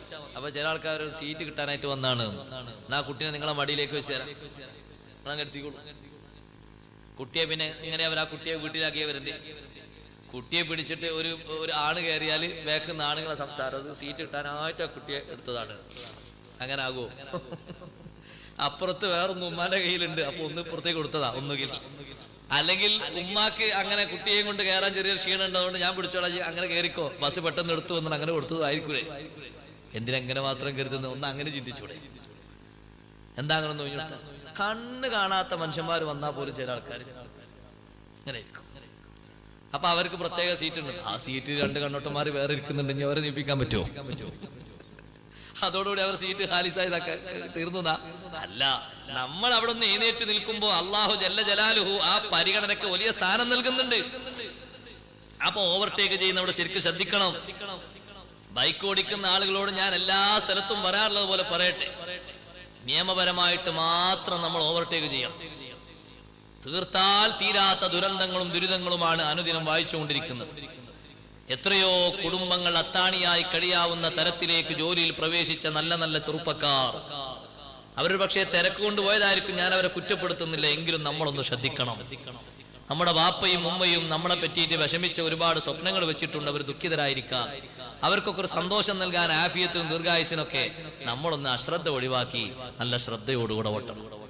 ആരുമില്ല, പോകാൻ പറ്റിയ നേരാണെങ്കിൽ കുറച്ചൊക്കെ സ്പീഡിൽ പോയാലും കുഴപ്പമില്ല. എല്ലായിടത്തും ഒരു പക്ഷെ അങ്ങനെ ആയാൽ നമ്മൾ വേഗത്തിൽ നിന്ന് വീണാൽ പിന്നെ പെറുക്കിയെടുക്കാനും കുറച്ച് ദിവസം വിശ്രമിക്കാനൊക്കെ നേരം ഉണ്ടാവുള്ളൂ. ആഫാത്ത് മുസീബത്തുകൾ തൊട്ട് അള്ളാഹു കാത്തുരക്ഷിക്കട്ടെ. ഒരു നിയന്ത്രണം നമ്മുടെ കയ്യിൽ ആവശ്യമാണ്. വലത്തു ഭാഗത്തുകൂടെ അനുവദിച്ച ആ ഓവർടേക്ക് മാത്രം ചെയ്യാം. വലത്തും ഇടത്തും ഓവർടേക്ക് ചെയ്താൽ നടുവിൽ പോകുന്ന വാഹനം കുടുങ്ങിപ്പോകും. അയാൾക്ക് എങ്ങോട്ടും പോകാൻ പറ്റൂല. ഒരാൾ വലത്തോടിയും വന്നു, മറ്റൊരാൾ ഇടത്തോടിയും വന്നു. മുൻകന്നക്കീർ വന്നാൽ അത് വലത്തോടി എടുത്തു. പിന്നെ നടുവിലുള്ള വാഹനം എങ്ങോട്ടാ പോകുക? ആൾ വലത്തോട് തിരിച്ചാലും മറ്റേ ആൾ പോയി, ഇടത്തോട് തിരിച്ചാലും പോയി. അതുകൊണ്ട് നിയമവിരുദ്ധമായി ഉള്ള കാര്യങ്ങൾ ചെയ്യരുത്. പ്രായമുള്ളവരെയും മറ്റും പരിഗണിക്കണം. ഓവർടേക്ക് ചെയ്യരുത്. ജൂതി പർവ്വതത്തിന് അള്ളാഹു കൊടുത്ത സ്ഥാനതാണ്. ഏറ്റെടുക്കാൻ പറ്റുമോ എന്ന് വെച്ചപ്പോ ചെറുതായി പടച്ചോൻ എന്നെ കൊണ്ടു. ആ വലിയ ഒരു നബിയാണ് ഷെയ്ഖുൽ അംബിയ ആ വരുന്നത്, മുഅ്മിനീങ്ങളാ വരുന്നത്. ഞാൻ എങ്ങനെ ഏറ്റെടുക്കും? അങ്ങ് ചെറുതായപ്പോ അള്ളാഹു തആല പറഞ്ഞു, നിങ്ങൾക്ക് തന്നെയാണ് പർവ്വതമേ, നിനക്ക് തന്നെയാണ് ആ സ്ഥാനം. എത്രയാണ് ഖുർആനിലൂടെ എന്റെ പേരും പെരുമയും അള്ളാഹു നിലനിർത്തിയില്ലേ? ജൂതി പർവ്വതം ഇറാഖിലാണ് സഹോദരന്മാരെ. ആ ജൂതി പർവ്വതത്തിൽ ബഹുമാനപ്പെട്ട നൂഹ് നബി അലൈഹിസ്സലാം വന്നിറങ്ങുമ്പോ അന്ന് വെള്ളിയാഴ്ച ദിവസമാണ്, അന്ന് മുഹറം 10 فصامه نوح وامر جميع من معه من الناس. നൂഹ് നബി അലൈഹിസ്സലാം കൂടെയുള്ളവരോടൊക്കെ നോമ്പ് നോൽക്കാൻ കൽപ്പിച്ചു. ആരോട്? മിനന്നാസി വൽ വഹിശി വത്വൈരി വദ്ദവാബി വഗൈരിഹാ. പക്ഷികളോടും മൃഗങ്ങളോടും എല്ലാത്തിനോടും നോമ്പ് നോൽക്കാൻ കൽപ്പിച്ചു. ഫസാമൂഹു ശുക്രൻ ലില്ലാഹ്. കപ്പൽ യാത്ര അവസാനിപ്പിച്ചു തന്ന നന്ദിക്ക് വേണ്ടി അവരെല്ലാവരും അള്ളാഹുവിന് ശുക്രിന് വേണ്ടി നോമ്പ് നോറ്റു. എല്ലാ ഭാഗത്തേക്കും കപ്പലെത്തി വെള്ളമെത്തിയിട്ടുണ്ടോ എന്നറിയാൻ ബഹുമാനപ്പെട്ട നൂഹ് നബി അലൈഹിസ്സലാം ആദ്യമായി പറഞ്ഞയച്ചു കാക്കയെ പറഞ്ഞയച്ചു വെള്ളം എവിടെയെല്ലാം എത്തിയിട്ടുണ്ടെന്ന് നോക്കാൻ വേണ്ടി. അതാ കാക്ക പോയി നോക്കുന്ന നേരത്ത്, കാക്ക വെള്ളം നോക്കുന്ന സന്ദർഭം, കാക്ക അപ്പുറത്ത് പലതിന്റെയും ശരീരത്തിന്റെ അവശിഷ്ടങ്ങൾ, അതേ കുറെ ജീവച്ച കുറെ മരിച്ചു കിടക്കുന്ന ശരീരങ്ങളെ കണ്ടപ്പോ അത് കൊത്തി തിന്നാൻ വേണ്ടി കാക്ക അവിടെ നിന്നു. കാക്ക അവിടെ നിന്നപ്പോൾ ബഹുമാനപ്പെട്ട നൂഹ് നബി അലൈഹിസ്സലാം ആ കാക്കക്ക് പേടിയിട്ട് കൊടുക്കാൻ വേണ്ടി അള്ളാഹുവിനോട് ദുആ ചെയ്തു. അത് മുതൽ കാക്ക എവിടെ വന്നു നിന്നാലും ഈ നോട്ടം നോക്കാൻ തുടങ്ങി. എപ്പോ കാക്ക വന്നിരുന്നാലും ഒന്നും ആരുമില്ലെങ്കിലും നിങ്ങൾ ശ്രദ്ധിച്ചു നോക്കോട്ടി. കാക്ക കാണാതെ നിങ്ങൾ കാക്കനെ ശ്രദ്ധിച്ചു. കാക്ക അതാ പേടി കൊണ്ട. രണ്ടാമത് പിന്നെ വേറൊരു പക്ഷിയെ പറഞ്ഞയച്ചു. അതാണ് മേടപ്രാവ്. ആ മേടപ്രാവ് പോയി സീനാ പർവ്വതത്തിന്റെ മരത്തിൽ ഇരുന്നു. അതിന്റെ ഇലകളിൽ നിന്ന് കൊത്തിക്കൊണ്ടുവന്നു. അപ്പൊ നൂഹ് നബി അലൈഹിസ്സലാമിന് ബോധ്യമായി വെള്ളം താഴോട്ട് പോയിട്ടുണ്ട്. ഇത് സീനാ പർവ്വതത്തിലെ മരത്തിന്റെ ഇലയാണല്ലോ. പിന്നെ നേരെ വിശുദ്ധമായ ഹറമിലേക്ക് പോയി കഅബയുടെ മൺതരികളിൽ നിന്ന് അല്പം മണ്ണെടുത്തു കൊണ്ടുവന്നു. വെള്ളം താഴോട്ട് പോയിട്ടുണ്ടെന്ന് മനസ്സിലായി. അങ്ങനെ നൂഹ് നബി അലൈഹിസ്സലാം ബുശ്റായ മിൻകി അൻതഹബലി അത്തൗക ഫീ ഉനുഖി. മേടപ്രാവ് പറഞ്ഞു, ഓ നൂഹ് നബിയെ, നിങ്ങളിൽ നിന്ന് എനിക്കൊരു സന്തോഷം വേണം. എനിക്ക് കഴുത്തിൽ ഒരു മാല അണിയിച്ചു തരണം. വൽ ഖിലാബ ഫീ രിജ്ലിഹി, എന്റെ കാലിൽ എനിക്ക് ചായം പുരട്ടി തരണം. നൂഹ് നബി അലൈഹിസ്സലാം അതിന്റെ പെരടിയിൽ ഇങ്ങനെ തടവി കൊടുത്തു, മാല അണിയിച്ചു കൊടുത്തു. അതിന്റെ കാലിൽ ചുവന്ന നല്ല ചുവപ്പുള്ള ചെഞ്ചായം അണിയിച്ചു കൊടുത്തു, ചായം അണിയിച്ചു കൊടുത്തു. വദഅലഹാ വലിദുർരിയതിഹാ ബിൽ ബറകാ. മേടപ്രാവിനും അതിന്റെ സന്തതികൾക്കും ബറക്കത്ത് കൊണ്ട് ദുആ ചെയ്തു. അതുകൊണ്ടല്ലേ മേടപ്രാക്കൾക്ക് എത്ര വലിയ സീറ്റാണ്. വിശുദ്ധമായ ഹറം ഷരീഫുകളുടെ പരിസരത്ത് നേർച്ചയാക്കി ഭക്ഷ്യധാന്യങ്ങൾ കൊണ്ടുവന്ന് തുറന്ന് കൊടുക്കുന്നത് കണ്ടിട്ടില്ലേ? ആ മേടപ്രാക്കളുടെ കൂട്ടത്തിൽപ്പെട്ട മേടപ്രാക്കൾക്ക് ബഹുമാനപ്പെട്ട മുഹമ്മദ് റസൂലുള്ളാഹി സ്വല്ലല്ലാഹു അലൈഹി വസല്ലമ തങ്ങൾക്ക് കാവൽ കൊടുക്കാനും യോഗമുണ്ടായില്ലേ? വന്നുൽ ഹമാമ വലന്നുൽ അൻകബൂത അലാ ഖൈറിൽ ബരിയതി ലം തൻസുജ് വലം തഹുമീ. മേടപ്രാക്കൾ കിന്നാരം പറഞ്ഞിട്ട് ശത്രുക്കളുടെ ശബ്ദകോശങ്ങൾ തായോട്ട് കേൾക്കാതിരിക്കാൻ ഒച്ച വെച്ചു. അതിനും ഒക്കെ നിമിത്തമായത് നൂഹ് നബി അലൈഹിസ്സലാമിന്റെ വാക്ക് കേട്ടത് കൊണ്ടാണ്. ചരിത്രം സുദീർഘമാണ്. ഞാൻ 1-2 പോയിന്റ് കൂടി പറഞ്ഞ് അവസാനിപ്പിക്കട്ടെ. ആ കപ്പൽ യാത്രക്കിടയിൽ ബാപ്പയെ ധിക്കരിച്ചു പോയിട്ടുണ്ട്. മക്കളെ കൂട്ടത്തിൽ ഒരു മകൻ, ആ മകൻ അതുകൊണ്ട് കുരുത്തക്കേടുണ്ടായിട്ടുണ്ട്. ബഹുമാനപ്പെട്ട നൂഹ് നബി അലൈഹിസ്സലാം ഉറങ്ങിക്കിടക്കുന്ന സമയത്ത് നൂഹ് നബി അലൈഹിസ്സലാമിന്റെ ശരീരത്തിൽ കാറ്റ് തട്ടിയിട്ട് തുണിയുടെ ഒരു ഭാഗം അങ്ങോട്ടും ഇങ്ങോട്ടും ആയിപ്പോയി. ചെറിയ ഒരു ഭാഗം ഇങ്ങനെ കാണുന്ന നേരത്ത് ശരിക്കത് കാണുമ്പോൾ ഉടനെ തന്നെ മറച്ചു കൊടുക്കാൻ വേണ്ടത്.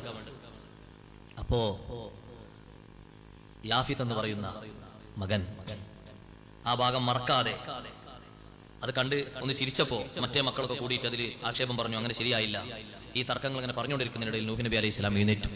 അപ്പൊ ചോദിച്ചു, എന്താണ്? ഒന്നുമല്ല. പിന്നെ ഒരു വിഷയം ഉണ്ടായി എന്ന് പറഞ്ഞു. അത് കണ്ട് ചിരിക്കായിരുന്നു എന്ന് പറഞ്ഞപ്പോ നൂഹ് നബി അലൈഹി സ്വലാം തന്റെ സന്താനങ്ങളുടെ നിറം അല്ലാഹു മാറ്റി കൊടുക്കാൻ വേണ്ടി ദുആ ചെയ്തു. അങ്ങനെ പിന്നെ ആ യാഫിത്തിന്റെ പരമ്പരയിൽ പിന്നീട് വന്ന സന്താനങ്ങൾ അവർ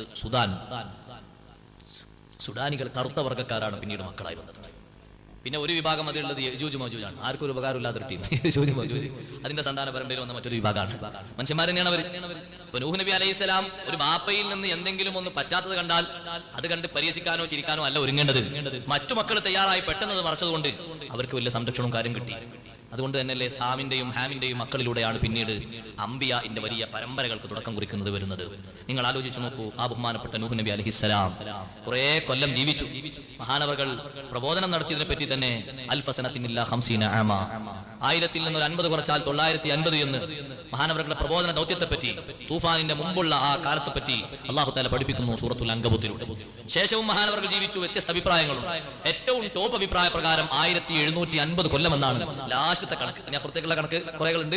1150 എന്നുണ്ട്, വെറും 1050 എന്നുണ്ട്, 1350 എന്നൊക്കെ കണക്കുണ്ട്. ഇരിക്കട്ടെ, 1000-ലധികം വർഷം ബഹുമാനപ്പെട്ട ശൈഖുൽ അംബിയാ നൂഹ് നബി അലൈഹിസ്സലാം മഹാനവറുകൾ ജീവിച്ചു. നൂഹ് നബി അലൈഹിസ്സലാം വലിയ തൗഫീഖ് കിട്ടിയ അടിമയാണ്. ഒക്കെ കൂടി പറയാൻ നമ്മുടെ സമയം അനുവദിക്കുന്നില്ല. നൂഹ് നബി അലൈഹിസ്സലാമിന്റെ ജീവിതത്തിൽ നിന്ന് പലതും നമ്മൾ പകർത്തേണ്ടതുണ്ട്. ഒരു പോയിന്റ്, ഈ പ്രബോധന ദൗത്യത്തിൽ മഹാനവറുകൾ കാണിച്ച ഈ വിശാല മനസ്കതയും, അതേ പ്രബോധന ദൗത്യത്തിൽ ക്ഷീണം വകവെക്കാതെ ഓടി നടന്നതും വലിയൊരു മാർഗമാണ്. ജനങ്ങളെ ഈ രൂപത്തിൽ വഴി നടത്തി അള്ളാഹുവിന്റെ കൽപ്പനകൾ ശിരസാവഹിച്ചു. അതുകൊണ്ട് തന്നെ മഹാനവറുകളുടെ ബർക്കത്ത് കൊണ്ട് ലോകത്തിന്റെ വിവിധ ഭാഗങ്ങളിൽ ജലാശയങ്ങൾ കിട്ടി. തൂഫാൻ പ്രളയത്തിന് ശേഷം വിവിധ ഭാഗങ്ങളിലേക്ക് വെള്ളത്തോട് നീങ്ങാൻ പറഞ്ഞപ്പോഴാണ് നേരത്തെ സമുദ്രങ്ങളില്ലാത്ത പല ഭാഗത്തേക്കും വീണ്ടും സമുദ്രങ്ങൾ വന്നത്. ആ സമുദ്രങ്ങളുടെയും പുഴകളുടെയും ഉപകാരം നമ്മൾ അടക്കം എടുക്കുന്നുണ്ട്. ഇരിക്കട്ടെ, ആ നൂഹ് നബി അലൈഹിസ്സലാം വലിയ ഇബാദത്ത് ചെയ്യുന്ന നേതാവാണ്. ചെറിയ പെരുന്നാളിന്റെയും വലിയ പെരുന്നാളിന്റെയും അല്ലാത്ത ദിവസങ്ങളിലൊക്കെ നോമ്പ് നോറ്റിരുന്നു എന്ന് ഹബീബ് റസൂലുള്ളാഹി സ്വല്ലല്ലാഹു അലൈഹി വസല്ലം പഠിപ്പിക്കുന്നു. നൂഹ് നബിയെ പറ്റി അല്ലാഹു പറഞ്ഞ വാക്കെന്താണ്? ഇന്നഹു കാന അബ്ദൻ ശകൂറാ, കൂടുതൽ നന്ദിയുള്ള അടിമയാണ്. നൂഹ് നബി അലൈഹിസ്സലാം കൂടുതൽ നന്ദി ചെയ്ത അടിമയാണ്. എന്തേ അങ്ങനെ പറയാൻ കാരണം? കാന ഇദാ ശരിബ, കാന ഇദാ അകല ഔ ശരിബ ഔ ലബിസ ഹമിദല്ലാഹ്. എപ്പോ ഭക്ഷണം കഴിച്ചാലും അൽഹംദുലില്ലാഹ്, എപ്പോൾ വെള്ളം കുടിച്ചാലും അൽഹംദുലില്ലാഹ്, എപ്പോൾ വസ്ത്രം ധരിച്ചാലും അൽഹംദുലില്ലാഹ്. ഇത് ജീവിതത്തിൽ ഒരിക്കൽ പോലും വിട്ടൊഴിവാക്കിയിട്ടില്ല. വഫാത്തിന്റെ നേരത്ത് മക്കളെ വിളിച്ചു നൽകിയ വസിയത്തും കൂടി ഓർമ്മപ്പെടുത്തി ഞാൻ എന്റെ വാക്കുകൾ അവസാനിപ്പിക്കുന്നു. മക്കളെ എല്ലാവരെയും വിളിച്ചു നൂഹ് നബി അലൈഹിസ്സലാം അവരോട് പറഞ്ഞു, മക്കളെ, ഞാൻ ഈ ദുനിയാവിൽ നിന്ന് വിട പറയുകയാണ്. ആമുറുക്കും ബിഖസ്ലതൈൻ വഅൻഹാകും അൻ ഖസ്ലതൈൻ. 2 കാര്യം നിങ്ങളോട് ഞാൻ കൽപ്പിച്ചു പോകുന്നു, 2 കാര്യം നിങ്ങളോട് ഞാൻ വിലക്കുന്നു. കൽപ്പിക്കുന്ന 2 എണ്ണവും നിങ്ങൾ കൊണ്ടു നടക്കണം, വിരോധിക്കുന്ന 2 എണ്ണത്തിൽ നിന്നും നിങ്ങൾ വിട്ടുനിൽക്കണം. കൽപ്പിക്കുന്ന 1-ാമത്തെ കാര്യം നിങ്ങൾ അധികരിപ്പിക്കണം. ലാ ഇലാഹ ഇല്ലല്ലാഹ് എന്ന ദിക്ർ അധികം ചൊല്ലണേ. ആ ദിക്റിനെ പോലെ ഖനമുള്ളൊരു ദിക്ർ, ആ ദിക്റിനെ പോലെ കട്ടി മാത്രമേയുള്ളൊരു ദിക്റ്. അള്ളാഹുവിന്റെ ആകാശഭൂമികൾക്കിടയിൽ വേറെയില്ല. അതുകൊണ്ട് നിങ്ങൾ അത് അധികം ചൊല്ലണം. നാളെ ആഖിറത്തിൽ നിങ്ങൾ എന്റെ മുന്നിൽ വരുമ്പോ, നിങ്ങളെ മീസാനൊക്കെ തൂക്കപ്പെടുമ്പോ അതിൽ കനം കൂടി കിട്ടാൻ രണ്ടാമത്തെ ഒരു കാര്യം കൂടി പറയട്ടെ, സുബ്ഹാനല്ലാഹി വബിഹംദിഹി. അതും നിങ്ങൾ അധികം ചൊല്ലണേ. ആ രണ്ടെണ്ണവും നിങ്ങൾ പതിവാക്കണം. അത് നിങ്ങളോട് ഞാൻ കൽപ്പിക്കുന്ന കാര്യമാണ്. രണ്ടെണ്ണം നിങ്ങൾക്ക് ഞാൻ വിലക്കുന്നു. അതിൽ ഒന്ന് ശിർക്കാണ്. ഒരിക്കലും ബൗദ്ധിമാരാധന വരരുത്, പങ്കു ചേർക്കൽ വരരുത്. രണ്ടാമത് നിങ്ങൾ ഞാൻ വിലക്കുന്ന ഒരു കാര്യം, വഅൻഹാകും അനിൽ കിബ്രി. കിബ്ർ വരാൻ പാടില്ല. നിങ്ങൾക്ക് ഞാനത് വിലക്കുന്നു. സഹോദരന്മാരെ, കിബ്ർ സൂക്ഷിക്കേണ്ടതാണ്. കിബ്ർ എന്ന് പറഞ്ഞാൽ സത്യം അംഗീകരിക്കാതിരിക്കുക, സാധുക്കളും നല്ലവരുമായ ആളുകളെ നിസാരവൽക്കരിക്കുക. നമ്മുടെ കണ്ണിൽ ആരെങ്കിലും ചെറുതായി തോന്നിയിട്ടുണ്ടെങ്കിൽ, അള്ളാഹുവിന്റെ നോട്ടത്തിൽ അവർക്ക് എന്തെങ്കിലും ഒരു മേന്മയുണ്ടെങ്കിൽ, നമ്മൾ അവിടെ ചെറിയവരാണ്, അവർ അള്ളാഹിന്റെ അടുക്കൽ വലിയവരുമാണ്. സത്യം ആര് ബോധ്യപ്പെടുത്തിയാലും അത് അംഗീകരിക്കാനും ശിരസാവഹിക്കാനുമുള്ള മനസ്സ് അള്ളാഹു നമുക്ക് ഏറ്റി തരട്ടെ. നൂഹ് നബി അലൈഹിസ്സലാം ഈ വസിയ്യത്തും പറഞ്ഞ് വിടവാങ്ങിപ്പോയി. നൂഹ് നബി അലൈഹിസ്സലാമിന്റെ ഖബറിനെ പറ്റി വ്യത്യസ്ത അഭിപ്രായങ്ങളുണ്ട്. സംസം കിണറിന്റെയും മഖാം ഇബ്രാഹിമിന്റെയും ഇടയിലാണെന്ന് കാണുന്നുണ്ട്. അതല്ല ബൈത്തുൽ മഖ്ദിസിന്റെ ഭാഗത്താണെന്ന് റിപ്പോർട്ട് വന്നിട്ടുണ്ട്. അതല്ല ഡമസ്കസിൽ വേറൊരു ഭാഗത്താണെന്നും വന്നിട്ടുണ്ട്. ഇരിക്കട്ടെ, എവിടെയായാലും അവരെ മധുവും ചരിത്രത്തിന്റെ നാമങ്ങളും പറഞ്ഞ മജ്ലിസ് അല്ലാഹ് നമ്മളിൽ നിന്ന് സ്വീകരിക്കുമാറാകട്ടെ. ദുആഇന് ഇജാബത്തുള്ള സദസ്സാക്കി തരട്ടെ. ഒന്നെനിക്ക് أنت تطلع بيننا في الكواكب كالبدور بل وأشرف منه يا سيدي خير النبي الصلاة على النبي والسلام على الرسول الشفيع الأبطحي والحبيب العربي أنت أم أم أبو ما رأينا فيهما مثل حسنك قط يا سيدي خير النبي الصلاة على النبي والسلام على الرسول الشفيع الأبطحي والحبيب العربي أنت منجينا غدا من شفاعتك الصفا من لنا مثلك يا النبي الصلاة على النبي والسلام على الرسول الشفيع الأبطحي والحبيب العربي ارتكبت على الخطأ غير حصير وعداد لك أشكو فيه يا سيدي خير النبي الصلاة على النبي والسلام على الرسول الشفيع الأبطحي والحبيب العربي إننا نرجو إلى كأس حوضك للعطش يوم نشر كتابيا سيدي خير النبي الصلاة على النبي والسلام على الرسول الشفيع الأبطحي والحبيب العربي